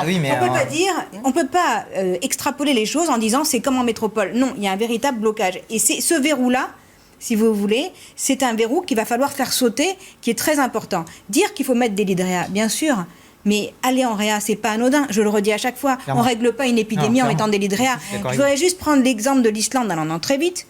L'Islande, justement, qui a été pris en exemple par Florian Philippot, mais comme il n'a pas lu les chiffres en entier, du coup, ça lui revient en plein visage. C'est une île à peu près comme la Martinique, en nombre d'habitants. Le dernier mort, parce qu'il y a 80% de personnes vaccinées, il est mort en mai. En réanimation, il y a environ entre 5 et 10 personnes. Donc ça veut dire que quand on est vacciné à 80%, eh ben, on n'en meurt pas du Covid. Et quand on est vacciné à 20%, on en meurt.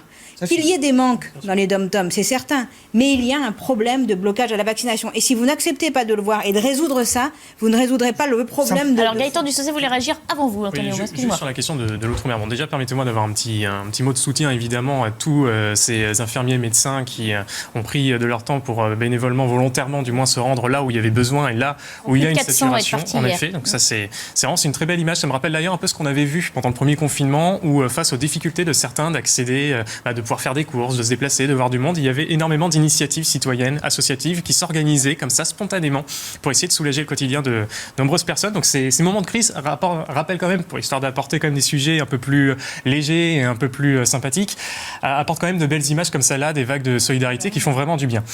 Maintenant, sur l'outre-mer, là vous avez raison, c'est qu'en effet, la vaccination, comme elle permet de lutter efficacement contre les formes graves du virus, eh bien, lorsque l'on n'est pas vacciné, de fait, il y a plus de morts, il y a plus de personnes qui rentrent en réanimation. Et il faut essayer de comprendre aussi pourquoi, justement, il y a ce refus, ou du moins cette distance vis-à-vis de la vaccination en outre-mer, et particulièrement dans les Antilles, parce que si vous voulez, les Français qui vivent là-bas sont des personnes qui ont toujours eu le sentiment d'être trop éloignés, non pas seulement géographiquement, mais aussi dans l'esprit, politiquement, dans l'esprit des dirigeants français. Quand on voit, par exemple, là-bas, je crois que c'est un Français sur 5 qui vit dans un désert médical. On a parlé des canalisations d'eau, on peut parler aussi de la scolarité, on peut parler du chômage qui est très important. Donc tout ça, forcément, fait qu'on se dit, bon, l'État ne vient pas à mon chevet, ne se préoccupe pas de moi, et finalement, quand il vient me voir en me disant, maintenant, il faut aller se faire vacciner, etc., on dit, oui, désolé, mais j'ai d'autres choses à faire, vous ne m'avez pas pris en considération pendant des années, pourquoi devrais-je vous écouter ? Vous avez rappelé, Madame Saillet, vous avez parfaitement raison, le traumatisme aussi du dossier du chlordécone, où il y a déjà eu dans l'histoire, dans le passé, des moments où l'État a ordonné des choses qui se sont ensuite retournées au fil du temps. Et enfin, un dernier élément qu'il faut aussi prendre en compte, au-delà finalement du fossé qui peut exister entre l'outre-mer et la France métropolitaine, eh bien c'est évidemment aussi que c'est une population qui est très jeune, ou plus jeune du moins qu'en France métropolitaine. Et donc, de fait, elles ont été, elles ont pu avoir accès à la vaccination plus tard que d'autres, ou ont pu se sentir comme un certain nombre de jeunes en France métropolitaine, moins motivés à l'idée d'être vaccinés parce que moins finalement visés par les formes graves du virus. Et on en revient finalement... Très vite. Ouais, très vite. Mais je trouve qu'on tourne toujours autour de la même idée, convaincre ou contraindre. Et en réalité, si on veut faire en sorte que... le choix a été fait, politiquement. Malheureusement, on n'a pas de contraint, mais le résultat, c'est que les gens... Il faut désormais convaincre. Mais pour convaincre, il ne faut pas prendre les gens pour des abrutis. Il faut leur donner des arguments scientifiques. C'est pour ça qu'on continue de débattre et de donner des informations aux téléspectateurs. On se fait une courte pause et puis on entamera la deuxième heure de Punchline avec la situation de Marseille où les règlements de compte se poursuivent. À tout de suite. On en vient à la situation à Marseille entre guerre de clans, dispute de marché de la drogue et règlement de compte. La ville fait parler d'elle pratiquement chaque jour. Après le printemps, c'est l'été qui se révèle particulièrement meurtrier dans la ville. Si un bon nombre des fusillades survenues ces derniers jours sont liées au trafic de stupéfiants, les incidents d'hier soir encore, lors desquels 2 personnes ont été blessées près d'un centre commercial, semblent échapper à cette règle, ce qui nous fait nous interroger plus largement ce soir sur cette criminalité dans la cité phocéenne. Certes, Marseille n'est pas la seule ville de France qui connaît ce genre de drame, mais elle en est devenue, de fait, ces derniers temps, le triste symbole. Avant d'en discuter avec nos invités, on va se tourner vers Mathieu Vallet. Bonsoir, merci d'être en direct avec nous. Vous êtes porte-parole du syndicat indépendant des commissaires de police et vous connaissez bien cette région du Sud et cette situation de Marseille. Qu'est-ce qui fait de la ville ce triste symbole d'une certaine criminalité en France aujourd'hui ? Bon, en réalité, depuis plus de 2 mois, vous avez des équipes de tueurs professionnels qui agissent en fait sur instruction soit des gros voyous qui sortent de prison, qui ont été interpellés par la police judiciaire ou la police du quotidien et qui tenaient des points de deal et qui veulent récupérer ces points de deal. Donc comme il n'y a pas de règle dans le droit commercial des voyous et des stupéfiants, ils rafalent à la Kalachnikov les choufs et les dealers qui vendent ce poison, cette matière stupéfiante en bas de hall d'immeuble, ou soit vous avez même des commanditaires qui sont dans les pays du Maghreb ou qui sont encore à Dubaï et qui commanditent ces récupérations de poids de deal par le bruit des Kalachnikov et par ce sang qui est coulé, notamment par ces jeunes mineurs qui sont souvent des choufs et qui servent de char à canon pour ces voyous, ces gros criminels qui sont sans foi ni loi et dont les points juteux sont assez attractifs pour justifier que la fin justifie les moyens. Alors je dis, c'est vrai, c'est un adolescent de 14 ans qui a été tué. Et au-delà du trafic de drogue, ce qui retient l'attention ces derniers temps, c'est aussi l'utilisation d'armes à feu, comme des Kalachnikov. D'où viennent ces armes et comment échappent-elles au contrôle ? Ah bah c'est facile aujourd'hui pour 1500 €, voire 1000 € de se procurer une Kalachnikov sur le territoire national et en particulier à Marseille. Vous avez le marché parallèle, vous avez le marché noir. Ce qui est important aussi de dire, c'est qu'en 10 ans, parce qu'il faut avoir un peu de recul, puisqu'en ce moment on est un peu dans l'immédiateté, l'actualité, il y a dans 10 ans, on est passé en taux d'élucidation à 50% d'élucidation des règlements de compte à Marseille, alors que la moyenne nationale, puisqu'on parlait, vous le disiez dans votre introduction, pas uniquement de Marseille, de 35%. Donc vous voyez, un règlement de compte sur 2 est élucidé, là au niveau national c'est 35%. Après, il y a 15 jours par exemple, il y a une équipe de tueurs qui a été interpellée par la brigade de recherche et d'intervention de la police judiciaire de Marseille, qui disposait de nombreuses Kalachnikov, du matériel police aussi. Donc vous voyez, ces individus arrivent par le marché parallèle, le marché noir à s'équiper facilement pour commettre des règlements de compte, pour faire couler le sang dans ces quartiers, pour récupérer ces points de deal. Et vous savez, ces gros bonnets qui se mouillent pas les mains et qui commanditent ces règlements de compte pour récupérer ces points de deal, je vous l'ai dit, ils sont soit au Maghreb, soit à Dubaï par exemple. Vous voyez, loin du territoire, pour faire fonctionner et fructifier ces points de deal et pour blanchir l'argent à l'étranger. Donc vous restez avec nous, vous intervenez, vous nous faites signe dès que vous voulez intervenir, évidemment. À Marseille, Benoît Payan s'est exprimé, le maire de la ville veut que la lutte contre le trafic d'armes devienne une priorité de l'État. Cédric Pempa-Marine, on a entendu Gérald Darmanin déjà l'été dernier déclarer ouvertement la guerre aux trafiquants de drogue. Maintenant, il faut passer une étape supérieure, j'ai envie de dire, c'est le trafic d'armes. Absolument, c'est dramatique. Il faudrait qu'on puisse offrir à toutes ces familles un autre horizon que celui de se résoudre à voir tous les 2 jours un gamin tomber comme ça. Il faut y consacrer des moyens. Je crois que c'est ce qui est fait. On en a assez. Renforcement, on en a certainement jamais suffisamment, mais là il y a un renforcement très clair des moyens de la police. Ça devrait permettre d'avancer sur le sujet. Et il y a certainement, je suis pas un spécialiste, votre interlocuteur précédent saura mieux dire que moi de quels moyens ont besoin les forces de l'ordre pour parvenir à éradiquer c'est plus que de la délinquance encore. Cette criminalité. De toute façon, il y a ces multifactoriel, effectivement, et il y a la saisie des armes, et il y a aussi, après, les sanctions qui sont appliquées derrière ou pas par rapport à la détention d'armes. Quand on avait mis en place l'état d'urgence, les perquisitions administratives avaient permis, effectivement, des saisies d'armes très importantes, parce qu'au-delà du terrorisme, à partir du moment où très facilement vous faites des perquisitions, vous tombez aussi très facilement sur des lieux où sont cachées des armes. Et je me rappelle que la gauche avait hurlé au scandale en disant que c'était une privation de liberté, de la même façon que c'était dramatique parce que les pauvres perquisitionnés en étaient dans tous leurs états et qu'on passait plus par un juge pour le faire. La loi SILT a fait une mesure un peu médiane, c'est-à-dire n'a pas durci la perquisition comme ça l'a été avant dans le cas d'enquête terroriste, mais ne l'a pas non plus remise au niveau de la perquisition administrative. Moi, je pense qu'effectivement, plus on facilite le travail des policiers en facilitant les perquisitions, par exemple, en facilitant les démarches, plus on facilitera aussi la saisie des armes. Alors Mathieu Vallet, vous a entendu, vous voulez réagir. Est-ce que c'est la solution ?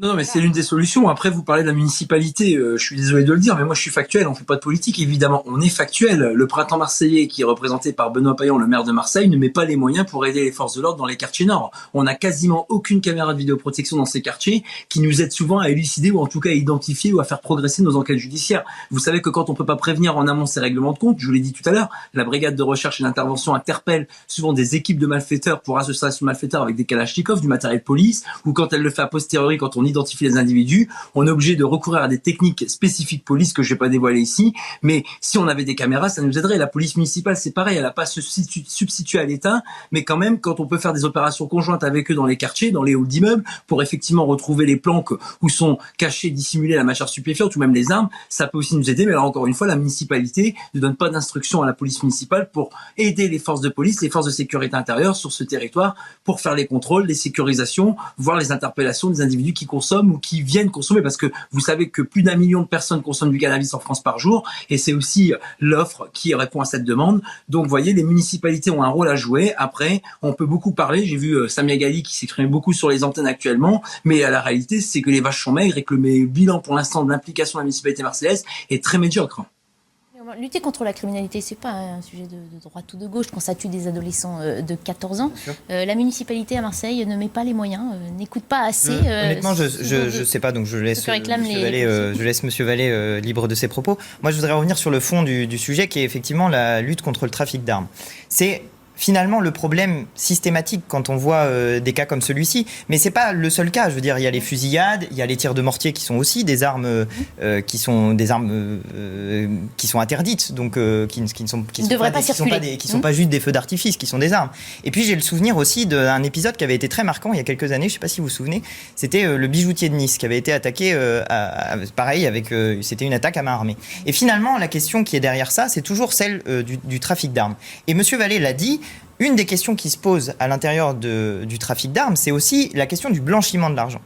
Et cette question-là, elle est presque jamais traitée quand on parle de ces sujets-là. Or, en réalité, si on veut bien parler du problème du trafic d'armes, des stupéfiants et du blanchiment de l'argent, il faut prendre les problèmes dans leur ensemble. Et il faut mettre en place une politique d'ensemble. On imagine que la police le fait, puisque elle est au courant de ce cercle. Justement, je vais y venir. Ouais. Il faut mettre en place une politique d'ensemble. Et dans ce cadre-là, et je crois que c'est un de nos points de désaccord avec M. Vallée, mais on en avait déjà débattu sur un autre plateau, moi je considère qu'il faut davantage renforcer la police judiciaire et diminuer la place de la BAC. Il faut savoir qu'en France, la BAC, c'est-à-dire la brigade anticriminalité, qui fait principalement du flagrant délit, mais pas seulement, et c'était d'ailleurs le point de désaccord qu'on avait avec M. On va essayer d'éviter de se fâcher ce soir. Pour aller jusqu'au fond du sujet, Monsieur Vallée l'a dit, c'est la police judiciaire qui règle, sur le taux d'élucidation, il parlait bien de la police judiciaire. La police judiciaire, c'est 5000 personnes dans notre pays, la BAC, c'est 7000. Moi, je considère qu'il faut augmenter les effectifs de police judiciaire parce que c'est ceux qui sont à même de mener les enquêtes, des enquêtes de fond, de terrain, qui prennent du temps, malheureusement. Effectivement, ça prend du temps de mener des enquêtes, et vous le savez très bien. Et ça demande aussi du renseignement, c'est-à-dire d'avoir des relations, parfois avec les dealers, et c'est d'ailleurs ce que vous aviez dit la dernière fois, pour obtenir des informations sur, non pas celui qui est en bas de l'échelle, qui est en train... Ça, bien sûr que si, ils le font. Bien sûr que si, ils le font. Mais précisément, c'est ce que je vous dis. Je vous dis qu'il faut, à mon sens, augmenter les moyens dans ce côté-là. Certes, c'est moins spectaculaire. Certes, ça ne dépend pas de la politique ça ne fait pas de la politique du chiffre, de contrôle de boulettes et tout ça. Mais ça permet, à mon sens, de réduire des problèmes qui prennent plus de temps, qui sont plus lourds, comme le trafic d'armes. Mais par ailleurs, il faut aussi renforcer la brigade financière pour justement aller contrôler ces trafics financiers qui permettent à la fin de financer le trafic d'armes. Il faut savoir que dans notre pays, il y a, je crois, quelque chose comme 8 ou 16, je sais plus, 8 ou 16, mais on parle de millions d'armes à feu qui sont en circulation dans notre pays. Alors Mathieu Vallée, haussez les yeux pendant votre... Mathieu Vallée, vous pouvez répondre. Non, mais c'est toujours pareil avec Antoine Léaumont, ça commence bien et puis après ça termine mal. Hein. C'est un peu comme les vieux couples. Là, ça commence par un mariage et ça termine par un divorce. Non, mais mince.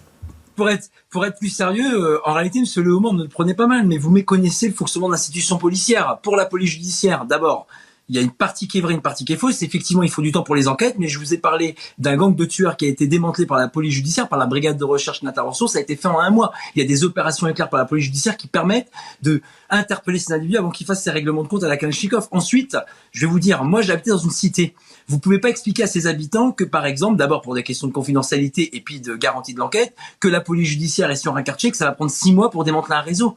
Les gens qui rentrent tous les jours chez eux, qui croisent des dealers, qui croisent des individus qui les contrôlent à l'entrée de la cité, qui les palpent, à qui il faut montrer une pièce d'identité, les médecins, les infirmiers, les pompiers qui veulent plus rentrer sans l'assistance de la police, il faut que les collègues de la brigade anticriminalité, mais aussi des brigades spécialisées de terrain, vous voyez, vous les connaissez pas, ces brigades spécialisées de terrain, c'est des policiers qui sont aguerris, qui sont fidélisés sur des territoires difficiles, qui sont équipés pour contrôler, pour interpeller les individus qui occupent les halls d'immeubles et souvent qui habitent pas dans ces immeubles et qui vendent du produit stupéfiant. Donc il faut les deux, c'est 2 jambes. C'est la police judiciaire pour les chirurgiens des stupéfiants et c'est la brigade anticriminalité, les brigades spécialisées de terrain pour les urgentistes du quotidien. C'est comme un hôpital, vous pouvez pas vous priver des urgences pour soigner l'immédiateté, comme on peut pas se priver des chirurgiens lorsque le mal est plus profond. Il faut les deux, parce que sinon, on n'y arrive pas, et les gens n'ont plus confiance en l'État, et puis finalement, quand moi je parlais, alors vous y connaissez pas, c'est bien honnête de dire que vous avez pas ces informations, moi j'ai travaillé 3 ans à Marseille. Au début, la municipalité voulait désarmer la police municipale. Non mais c'est un gag. On peut pas désarmer des polices municipales dont on sait que cette ville de Marseille est gangrénée par les trafics, et par les trafics d'armes et de stupéfiants particulièrement.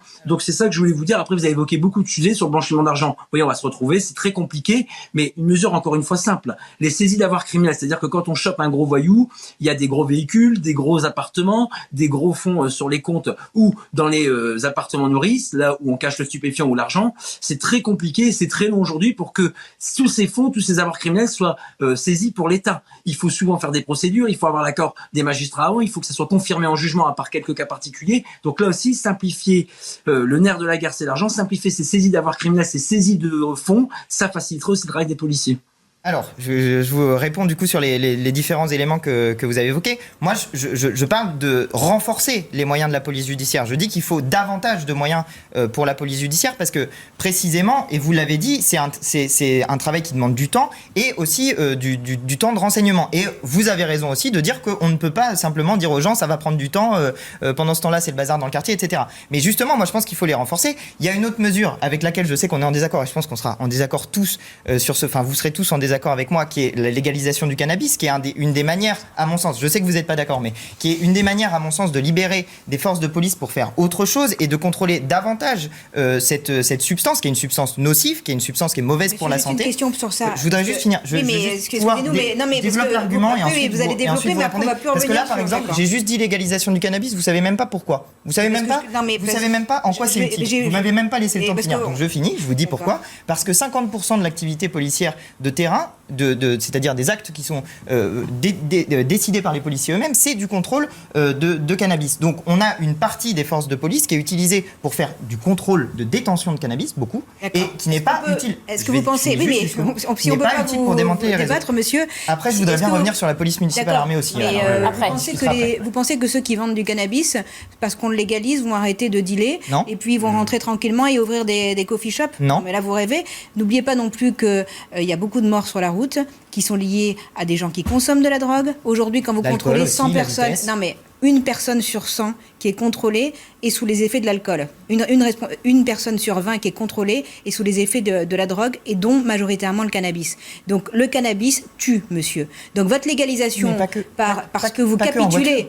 Vous savez, quand vous dites ça, vous ne pensez pas à tous ceux qui vivent dans ces quartiers, qui vivent justement avec ces personnes, qui dealeront autre chose que du cannabis. Et bien sûr qu'un dealer restera un dealer. S'il ne vend plus de cannabis, il vendra autre chose. Et après le cannabis, vous voulez légaliser quoi ? Non, justement. Non, il faut prendre les choses une par une. Le cannabis, c'est une drogue qui est considérée comme effectivement nocive et l'alcool, de même manière, est une drogue qui est. C'est même pas un sujet de fond en fait. Si, justement, c'est un sujet de fond. Non, parce qu'en réalité, je vous laisse terminer. Après, j'aimerais bien dire un mot quand même sur Marseille, parce que j'ai pas eu l'occasion encore. Un des moyens les plus efficaces de combattre une drogue qui est nocive, donc, c'est de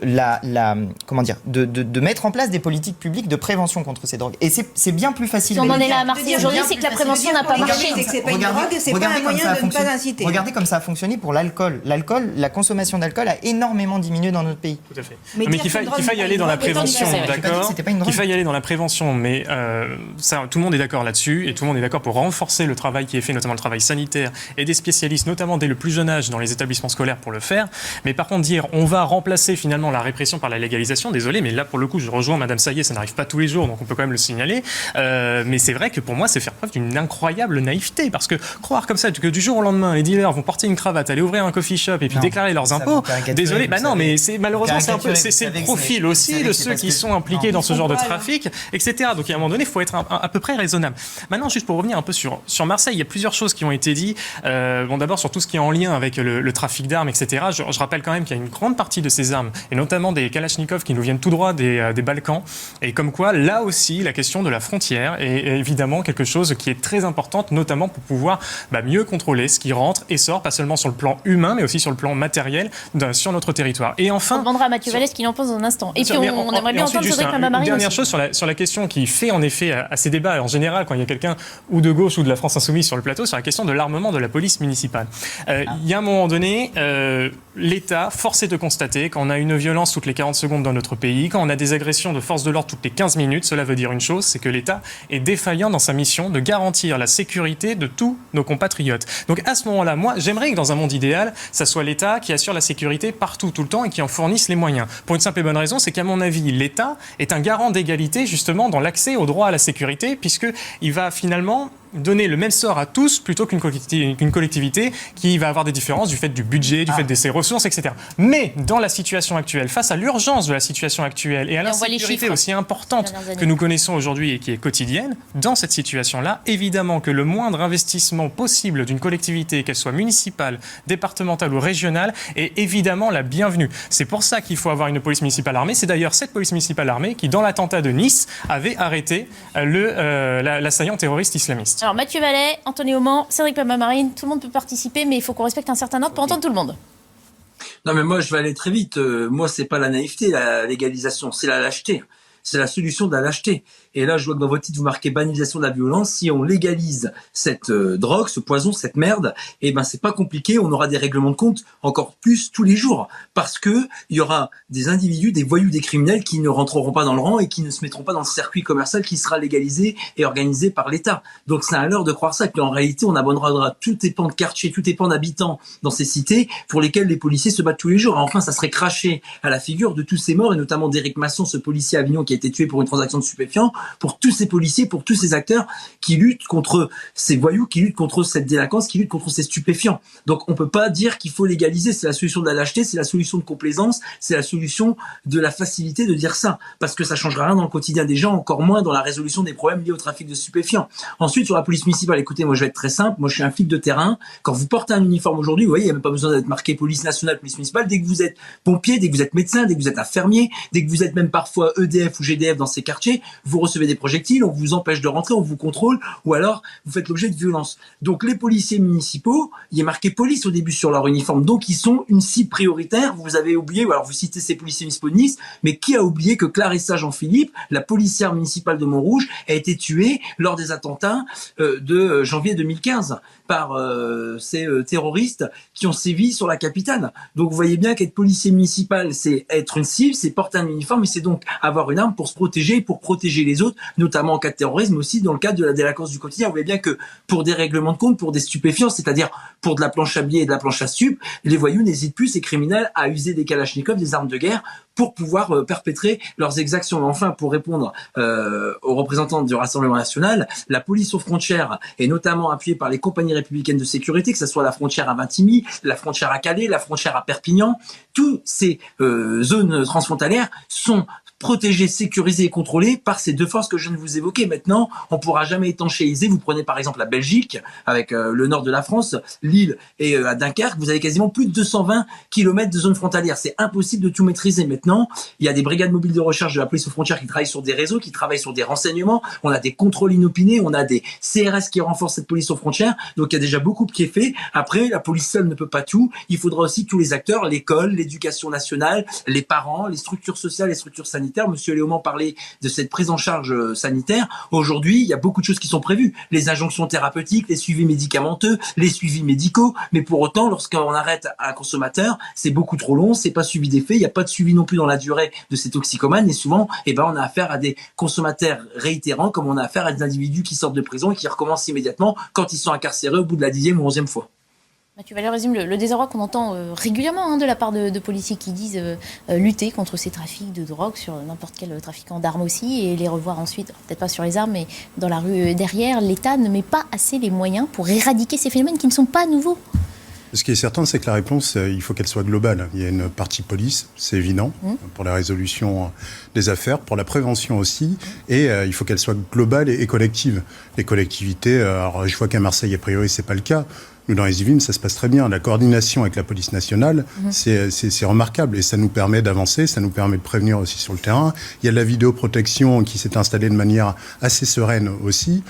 Je pense que ce travail-là, entre les élus de terrain et l'État, on est tout à fait en capacité de le faire. Et on le fait au quotidien, quand on reste loin des dogmes, des positions.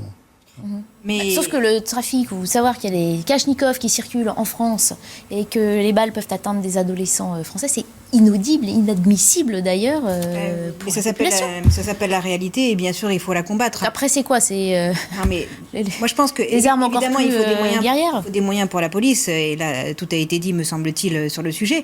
Mais il faut aussi leur laisser les moyens d'agir et leur foutre un peu la paix parce que ça fait quand même des mois qu'on a certains responsables politiques qui remettent en cause le travail de la police. Je ne parle pas particulièrement des kalachnikovs ou de ces sujets en particulier, mais de manière générale. Combien de fois on remet en cause l'action de la police?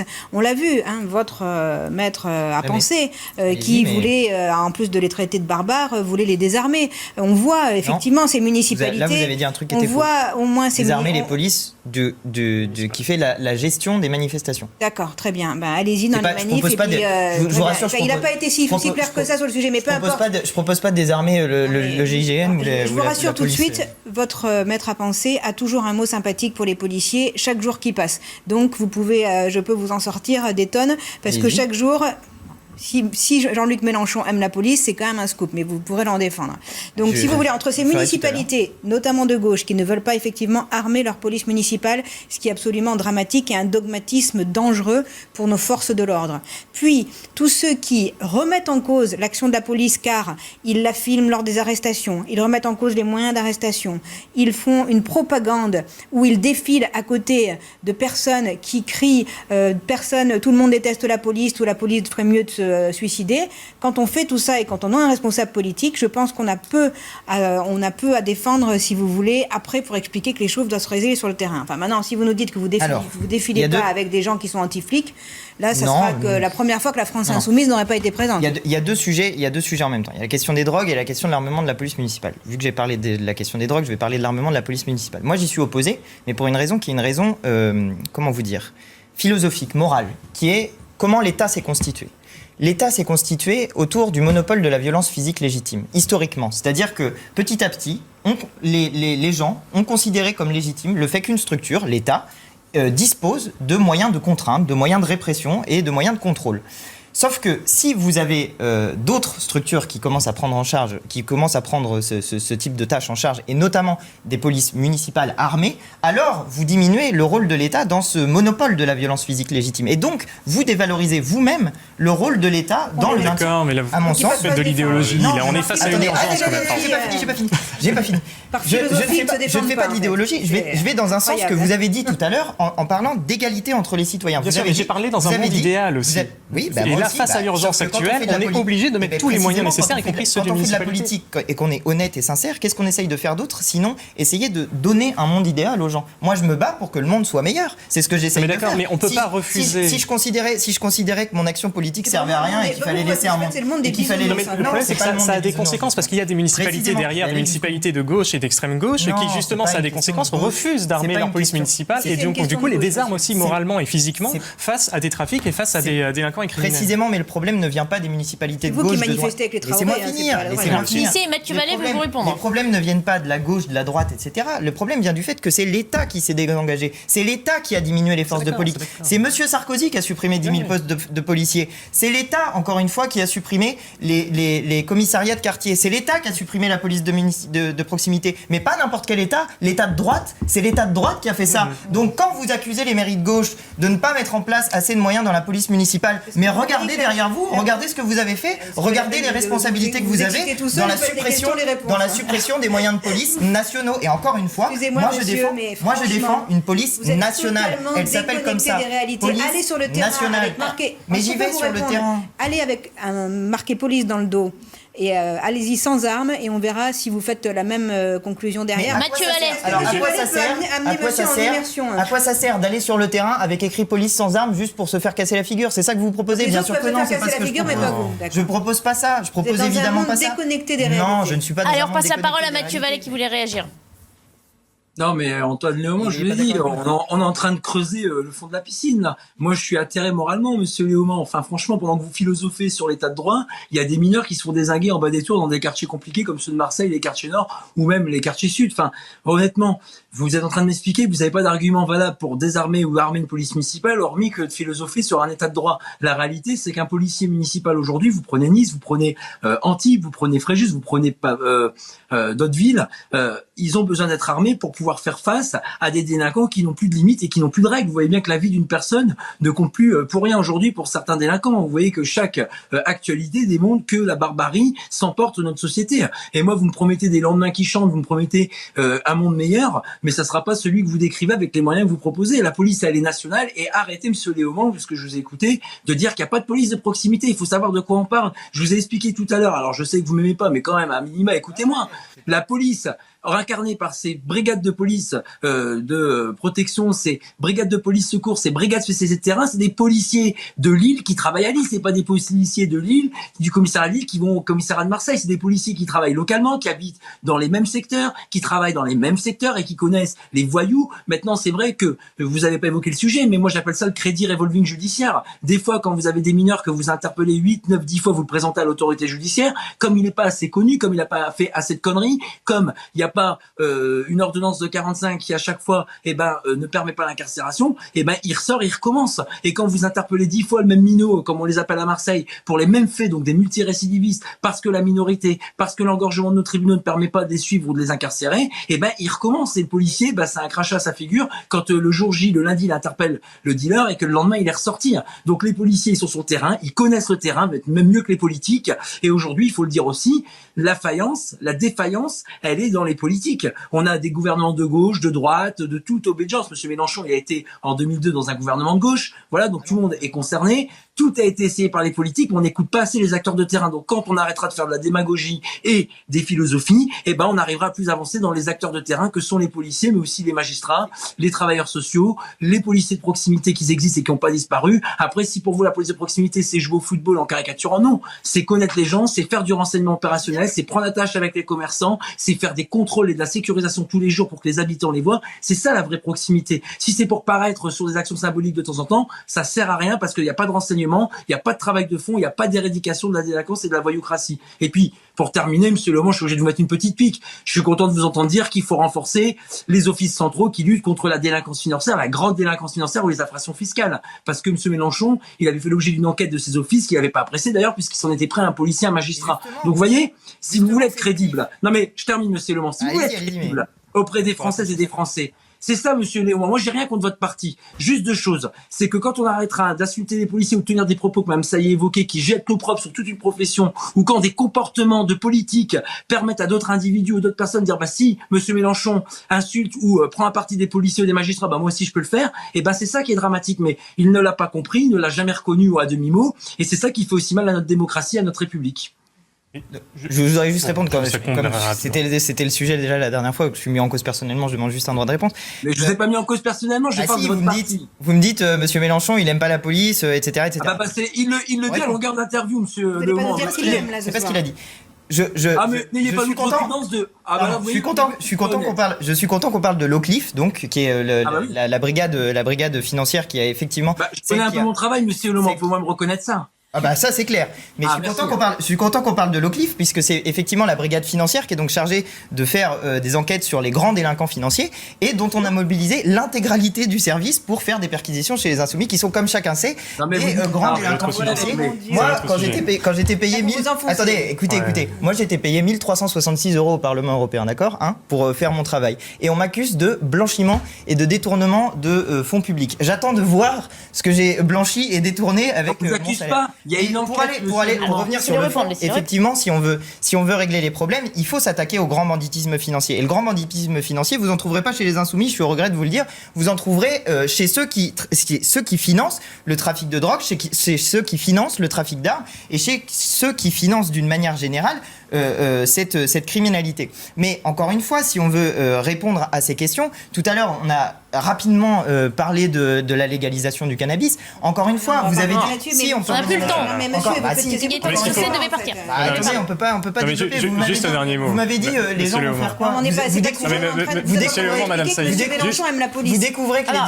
Vous découvrez que les dealers, c'est leur métier principal et qu'ils sont au chômage et qu'ils n'ont pas d'autres métiers. Donc effectivement, oui. Non, mais l'excuse sociale, on la connaît. Non, mais si vous voulez, il y a un moment donné, il y a quelque chose. Les problèmes sur le fond. Mais si, justement, laissez-moi vous expliquer. Si vous voulez, sur la question de l'insécurité, puisque là, on est quand même encore une fois face à une situation qui est dramatique sur le plan humain. C'est absolument dramatique. Il y a un moment donné, il y a quelque chose qui avait été dit, que vous aviez dit d'ailleurs, et là-dessus vous avez raison, c'est que ce qu'on attend de la part de l'État, et pas que de l'État d'ailleurs, c'est une réponse globale, c'est une réponse totale. Parce que si vous voulez, on peut aller augmenter les effectifs de policiers, on peut aller augmenter la qualité du matériel, on peut mettre en place des polices municipales, etc., etc. Si derrière la justice, elle, ne fait pas son travail, si derrière on continue d'avoir des policiers qui rencontrent des personnes qu'ils ont arrêtées 10 fois, 15 fois, 20 fois dans le mois à être à nouveau en liberté, eh bien forcément on n'arrivera pas à régler le problème. Cette réponse totale, ça doit être non seulement la réponse de la justice, mais aussi celle de l'éducation nationale, celle de la médiation par le biais d'une armée d'éducateurs spécialisés qui très bien faire leur travail et qui peuvent venir en soutien des familles qui sont justement débordées par leurs enfants. Il faut aussi responsabiliser les parents. C'est un débat qu'on a eu assez souvent, mais la suppression des aides sociales pour les parents qui sont défaillants en cas de récidive de la part des mineurs et des personnes dont ils ont la charge, évidemment, c'est un sujet sur lequel il faut accélérer et aller très rapidement. Et enfin, la réponse globale et totalisante ne pourra jamais se faire sans un véritable débat sur notre politique migratoire qui, évidemment, vient alimenter l'insécurité dans notre pays. Donc, on est en train de dire qu'il y a des gens qui vont vendre de la drogue parce qu'ils n'ont pas d'autres métiers, pas d'autres possibilités, pas d'autres... Voilà, ils se font embarquer dans la vente de la drogue.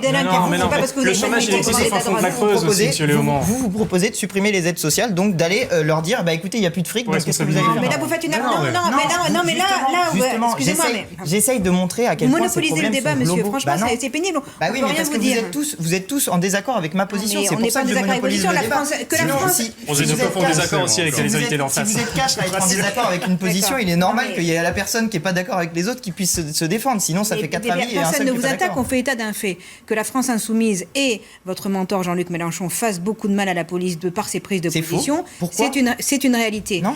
Que les parents doivent prendre leurs responsabilités, effectivement, parce que quand on a 8 ans ou 12 ans, on n'a rien à faire dehors. Et c'est pas seulement, parce qu'on dit souvent c'est des familles monoparentales et tout ça, absolument pas. Il y a plein de parents, il faut arrêter de dire que ce sont des familles monoparentales. Il y a des familles, des femmes qui gèrent très bien leurs enfants et avec beaucoup d'autorité. Simplement, il y a des familles qui se moquent totalement de ce que font leurs enfants. Et c'est vrai que quand vous faites le chouf à 12 ans, à minuit, dehors, il faut responsabiliser les parents. Maintenant, l'excuse sociale... Je crois que ça n'existe pas un parent qui se fiche de ce que fait ses enfants. Ah d'accord. Bah écoutez, il faut vraiment que vous atterrissiez. Alors vous habitez dans quel monde, monsieur ? Mais alors là, quand même, dans votre monde à vous, oui, peut-être que ça quand existe. Votre gamin de 8 ans, il est dehors. Mais moi, quand j'avais 8 ans, quand j'avais 12 ans, je jouais dehors avec mes potes. On va devoir mettre un terme à cette conversation. Tout seul, vous étiez dehors à 8 ans ? Non, pas à minuit tout seul, mais il n'y a pas de gosses qui sont à minuit tout seul. Il faut le mettre en immersion. On se quitte quelques minutes, on dit auparavant au revoir et merci à Mathieu Vallée d'avoir participé à cette conversation. Merci d'avoir été l'invité de CNews. Courte pause et puis on entamera la dernière partie où on reparlera de la situation chaotique en Afghanistan et à cet appel à accueillir les femmes afghanes en France lancé dans une tribune aujourd'hui. On évoque à présent la situation en Afghanistan qui est toujours très chaotique. Les évacuations se poursuivent dans des conditions de sécurité toutes relatives, alors même que l'armée et le gouvernement afghan se sont effondrés. 600 membres des forces de sécurité afghanes continuent d'aider les troupes américaines à assurer la sécurité de l'aéroport de Kaboul, tant bien que mal. On va regarder une vidéo tournée par des témoins. On y voit des troupes afghanes tirant en l'air en direction des civils devant l'aéroport pour empêcher la foule d'entrer dans l'enceinte.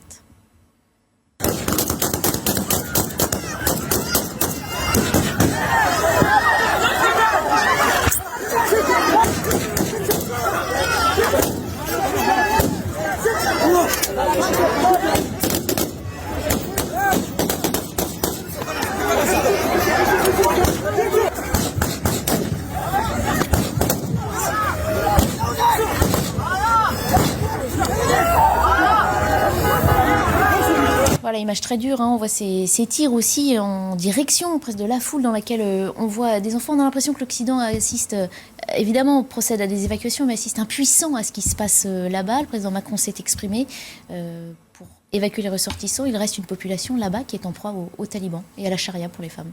Ouais, c'est terrible, c'est dramatique. Je crois que le président américain a reconnu que la situation, la responsabilité de son pays dans cette situation-là, le retrait un peu hâtif, les conditions d'un retrait pas du tout organisées.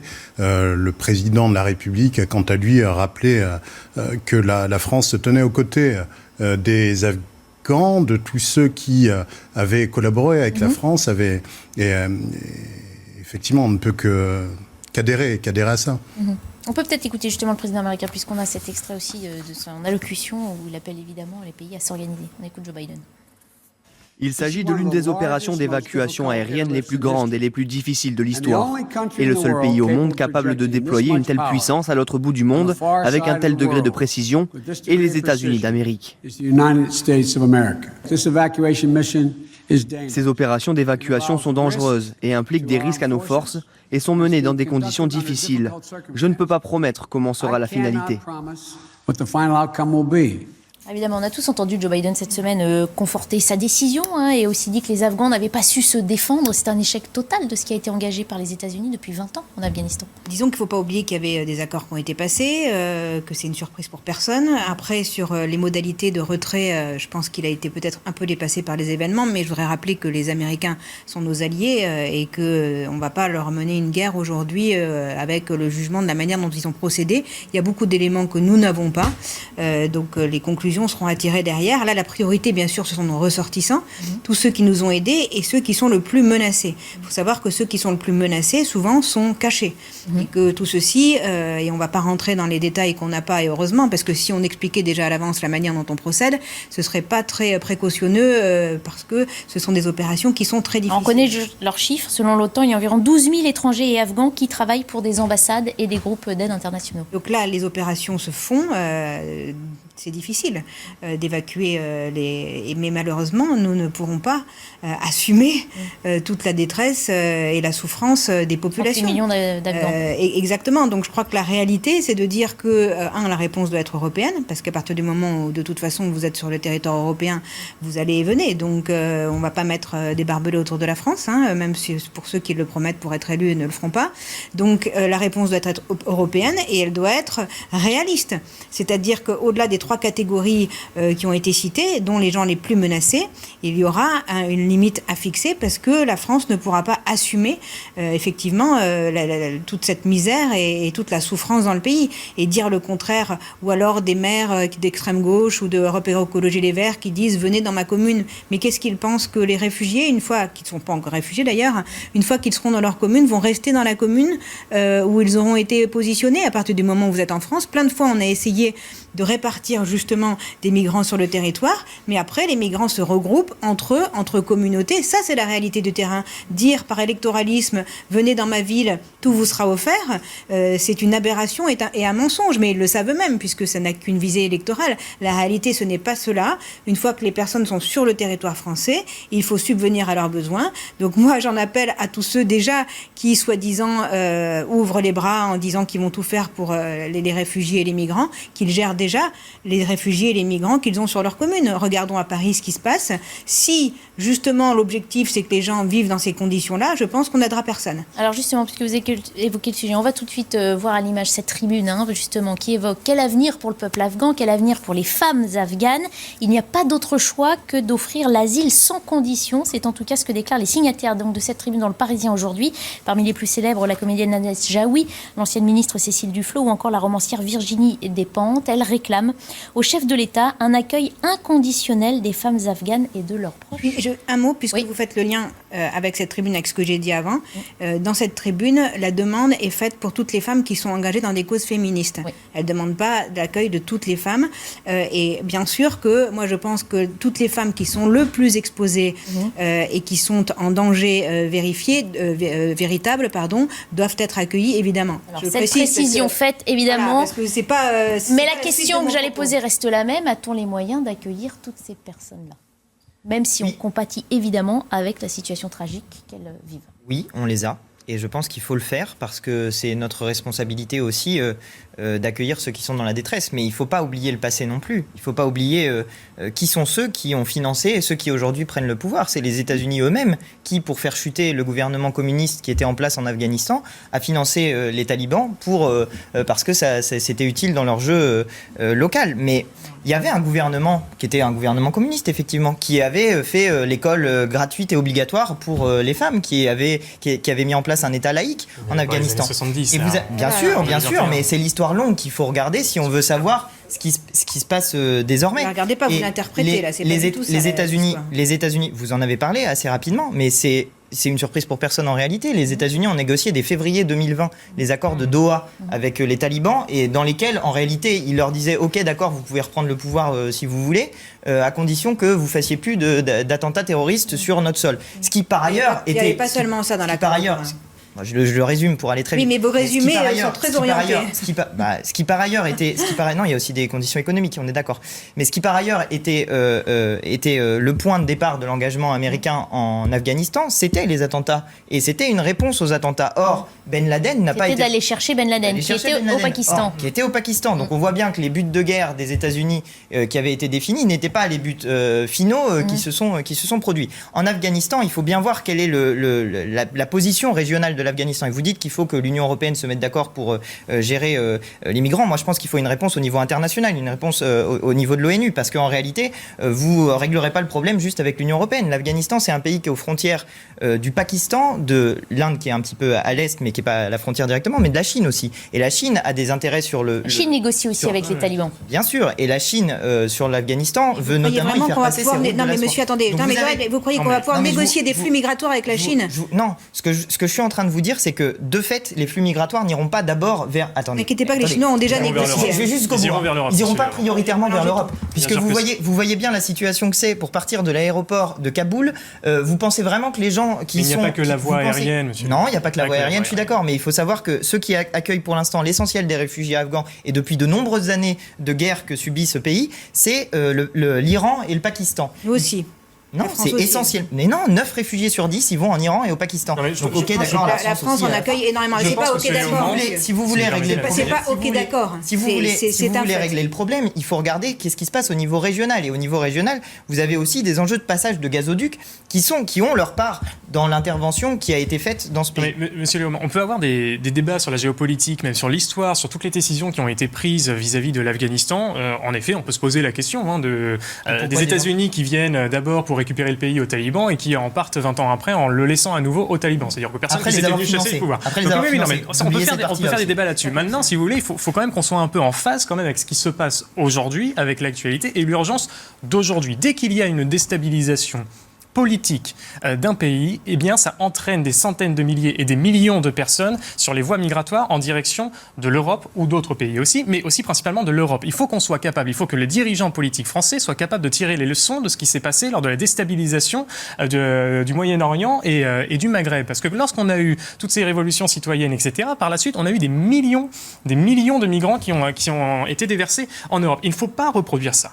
Il ne faut pas reproduire ça, et c'est vrai que tous les appels finalement à l'accueil sans condition, en disant là, bon alors a priori ce serait que les femmes engagées dans le féminisme, parce que je rappelle quand même que normalement l'asile, on le réserve à quelqu'un qui finalement court un risque d'un point de vue de sécurité, mais personnel. C'est-à-dire que c'est pas une condition, naturelle ou une condition sociologique. On est bien d'accord que ce sont les personnes qui sont le plus en danger, qui vont être accueillies en priorité.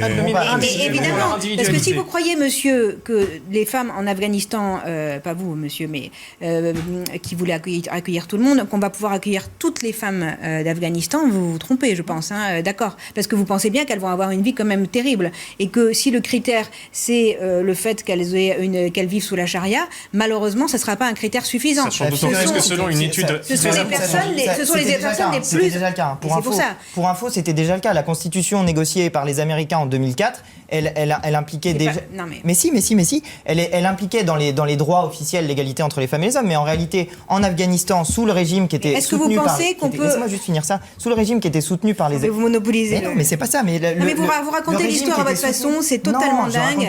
Je raconte pas l'histoire à ma façon. Excusez-moi, monsieur, mais est-ce que vous pensez qu'on va pouvoir accueillir toutes les femmes d'Afghanistan ? Est-ce que vous le pensez vraiment ? C'est même pas le sujet. Est-ce que vous pensez Attendez, excusez-moi. Est-ce que vous pensez que toutes les femmes d'Afghanistan ont prévu leur plan de vol pour venir en France ? Vous croyez que c'est ça leur principal problème à l'heure actuelle ? Vous savez bien qu'on est obligé de migratoire et la nouvelle autoroute migratoire qui va venir de l'Afghanistan. Des arguments absurdes engendrent des réponses absurdes. On est obligé de prioriser les personnes les plus en danger. On ne pourra pas malheureusement accueillir tous les gens qui vont vivre dans des conditions très difficiles. Ça, c'est un discours de réalité. Si vous dites pas ça, c'est la réalité. Je suis désolé, mais en général, vous passez votre temps à dire qu'on est des islamo-gauchistes. Là, il y a des gens qui sont en train de fuir des islamistes et vous voulez pas les accueillir. Vous avez un problème de logique. On peut peut-être poser la question à Cédric Penba-Marie de savoir s'il est prêt à accueillir des réfugiés afghans dans sa commune, à Port-Marly. Alors pour tout vous dire, moi il se trouve qu'on accueille déjà des réfugiés sur ma commune et depuis un temps certain, c'est un sujet... Est-ce que vous envisagez d'accueillir de nouveaux réfugiés C'est un sujet... Ça a toujours été un sujet sur nous, c'est-à-dire que le volume, la manière dont ça a été géré, de manière insuffisamment humaine à mon goût, a fait qu'on s'est rapproché des services de l'État pour étudier la question. Mais à mon avis, cette question, elle doit pas être étudiée à l'échelle d'une ville de 6000 habitants. Il faut qu'on puisse étudier plus largement avec l'ensemble des villes de Monterco et plus largement encore. Mais ce qui est certain, moi, le petit sujet qu'il pourrait y avoir avec cette tribune, je crois qu'elle part d'une excellente intention à laquelle j'adhère, dire j'offre l'asile aux personnes dont la vie est menacée dans leur pays d'origine, sauf que là, tel que c'est formulé, et vous avez bien fait de le repréciser, ça laissait à croire qu'on crée un droit d'asile dérogatoire.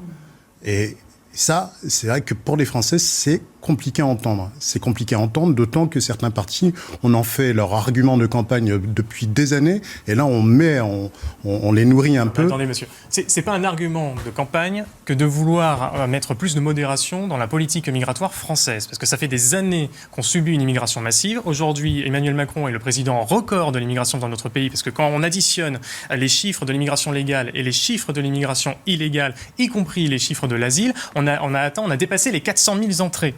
Donc on est arrivé à un chiffre qui est insupportable d'un point de vue économique, financier, humain et sécuritaire, parce que ça ajoute énormément de troubles. Donc si vous voulez, il y a un moment donné dire non mais même le sol migratoire est positif. Donc ça, tout le monde depuis tout à l'heure est en train de dire il faut une réponse coordonnée, il faut qu'on puisse voir à l'échelle européenne, à l'échelle internationale. C'est pas du tout subir. J'aimerais vous répondre là-dessus sur la fameuse coopération européenne. Équilibrée. Sur la fameuse coopération européenne. Moi j'aimerais quand même, ce qui m'intéresse, c'est pas l'idéologie ou la manière dont on doit le faire. Est-ce que c'est l'Europe qui doit le gérer plutôt que la France, etc. Ça ne m'intéresse pas. Moi, ce qui m'intéresse, ce sont les faits. Les faits, c'est Frontex. Frontex, c'est l'agence qui est chargée de lutter, ou du moins de contrôler les flux migratoires à l'entrée de l'Europe. Frontex nous explique dans un rapport récent qu'au premier trimestre de 2021, le nombre d'entrées illégales a explosé en un an de 60%. Donc d'ores et déjà, l'Union européenne est dans l'incapacité de contrôler et de faire face aux flux migratoires irréguliers qui ont lieu en Europe. Donc, si vous voulez, j'ai une certaine inquiétude de confier à quelqu'un qui est déjà défaillant. Le Rassemblement national a fait aussi une pétition. Mais j'ai une question. Donc vous seriez pour accueillir personne. Il faut accueillir les auxiliaires afghans qui sont venus en aide à l'armée française. C'est les seules personnes qui doivent être accueillie, à part après le droit d'asile, mais à partir du moment où le droit d'asile n'est pas dévoyé pour être une filière d'immigration illégale. Vous êtes d'accord sur le fait qu'on puisse... Mais c'est pas du tout ce que dit votre... minoritaire. Non mais madame, mais parce que le problème c'est que le droit d'asile aujourd'hui, ça se traduit par des centaines de milliers de personnes. Vous relirez la tribune qui a été faite par le Rassemblement national, enfin peut-être que vous l'avez pas signée, mais qui a été lancée par le Rassemblement national, et c'est pas l'idée. Mais vous êtes d'accord avec le fait qu'on doit... La pétition, je le sais parce que j'y ai contribué aussi, la pétition, c'est de ne pas mettre en place une nouvelle autoroute migratoire de l'Afghanistan à la France.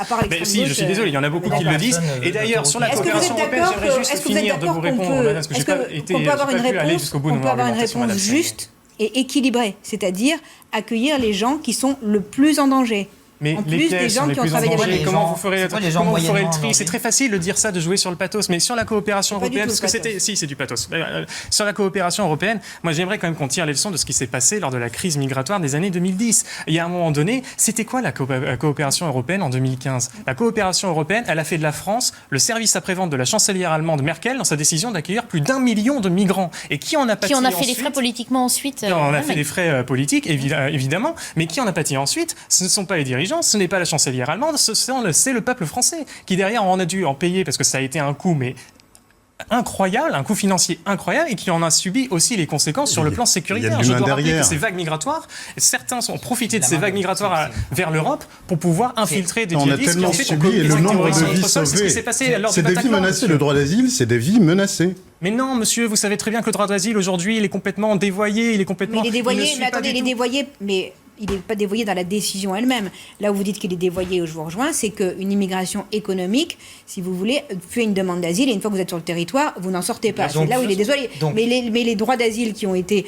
accordés, c'est pas dévoyé, ça. Oui, non, mais d'accord. Le problème, c'est que les demandes d'asile ne correspondent qu'à quelques milliers de personnes et non pas des centaines de milliers de personnes. Il nous reste une petite minute. Et bien justement, maintenant qu'on en est là, donc vous considérez que les Afghans, il y en a parmi eux, ceux qui sont en train de fuir le régime taliban, il y en a parmi eux qui sont en train de faire du droit social comparé, français, Allemagne, etc., pour savoir dans quel pays exactement vous ils sont considérez censés qu'on peut aller accueillir tous les Afghans? Non mais vous voyez bien, puisqu'ils sont tous en danger. Vous voyez bien que votre théorie ne tient pas. Vous voyez bien le problème qui se pose. Je vous rappelle que 80% des Afghans sont pour la lapidation des femmes. Vous avez des principes. Vous avez pas forcément juste des désaccords idéologiques ou de principes ou de culture avec les talibans.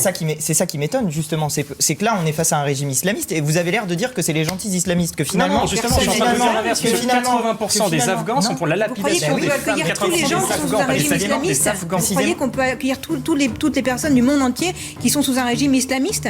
Et vous le pensez vraiment quand vous dites ça? Madame, je suis en train de vous mettre vous face à vos contradictions. Moi, je pense qu'on doit accueillir. Moi, je pense que la France et l'Union européenne, d'une manière plus générale, doivent accueillir ceux qui fuient des régimes dans lesquels ils risquent la mort, la lapidation, le viol. Sous couvert d'humanisme. C'est justement pour souligner les contradictions qu'on fait des débats sur CNews. Merci à tous les quatre. Voilà, comme toujours, j'espère que ce que j'ai dit dans ce débat vous a plu, vous a intéressé. Si c'est le cas, je vous invite à vous abonner à ma chaîne en n'oubliant pas de cliquer sur la petite cloche pour recevoir des notifications. Je vous invite aussi à partager cette vidéo sur les réseaux sociaux et à mettre des petits pouces bleus. Et puis comme toujours, je vous invite aussi à me dire ce que vous en avez pensé dans les commentaires, parce que moi ça m'aide beaucoup, je les lis et ils m'aident beaucoup à progresser, à savoir ce que j'ai fait bien, ce que j'ai pas fait bien. Et voilà, je trouve toujours ça très intéressant, donc n'hésitez pas. Et en attendant, je vous dis à très bientôt pour de nouvelles vidéos et peut-être aux amphis si vous y allez. Allez, salut!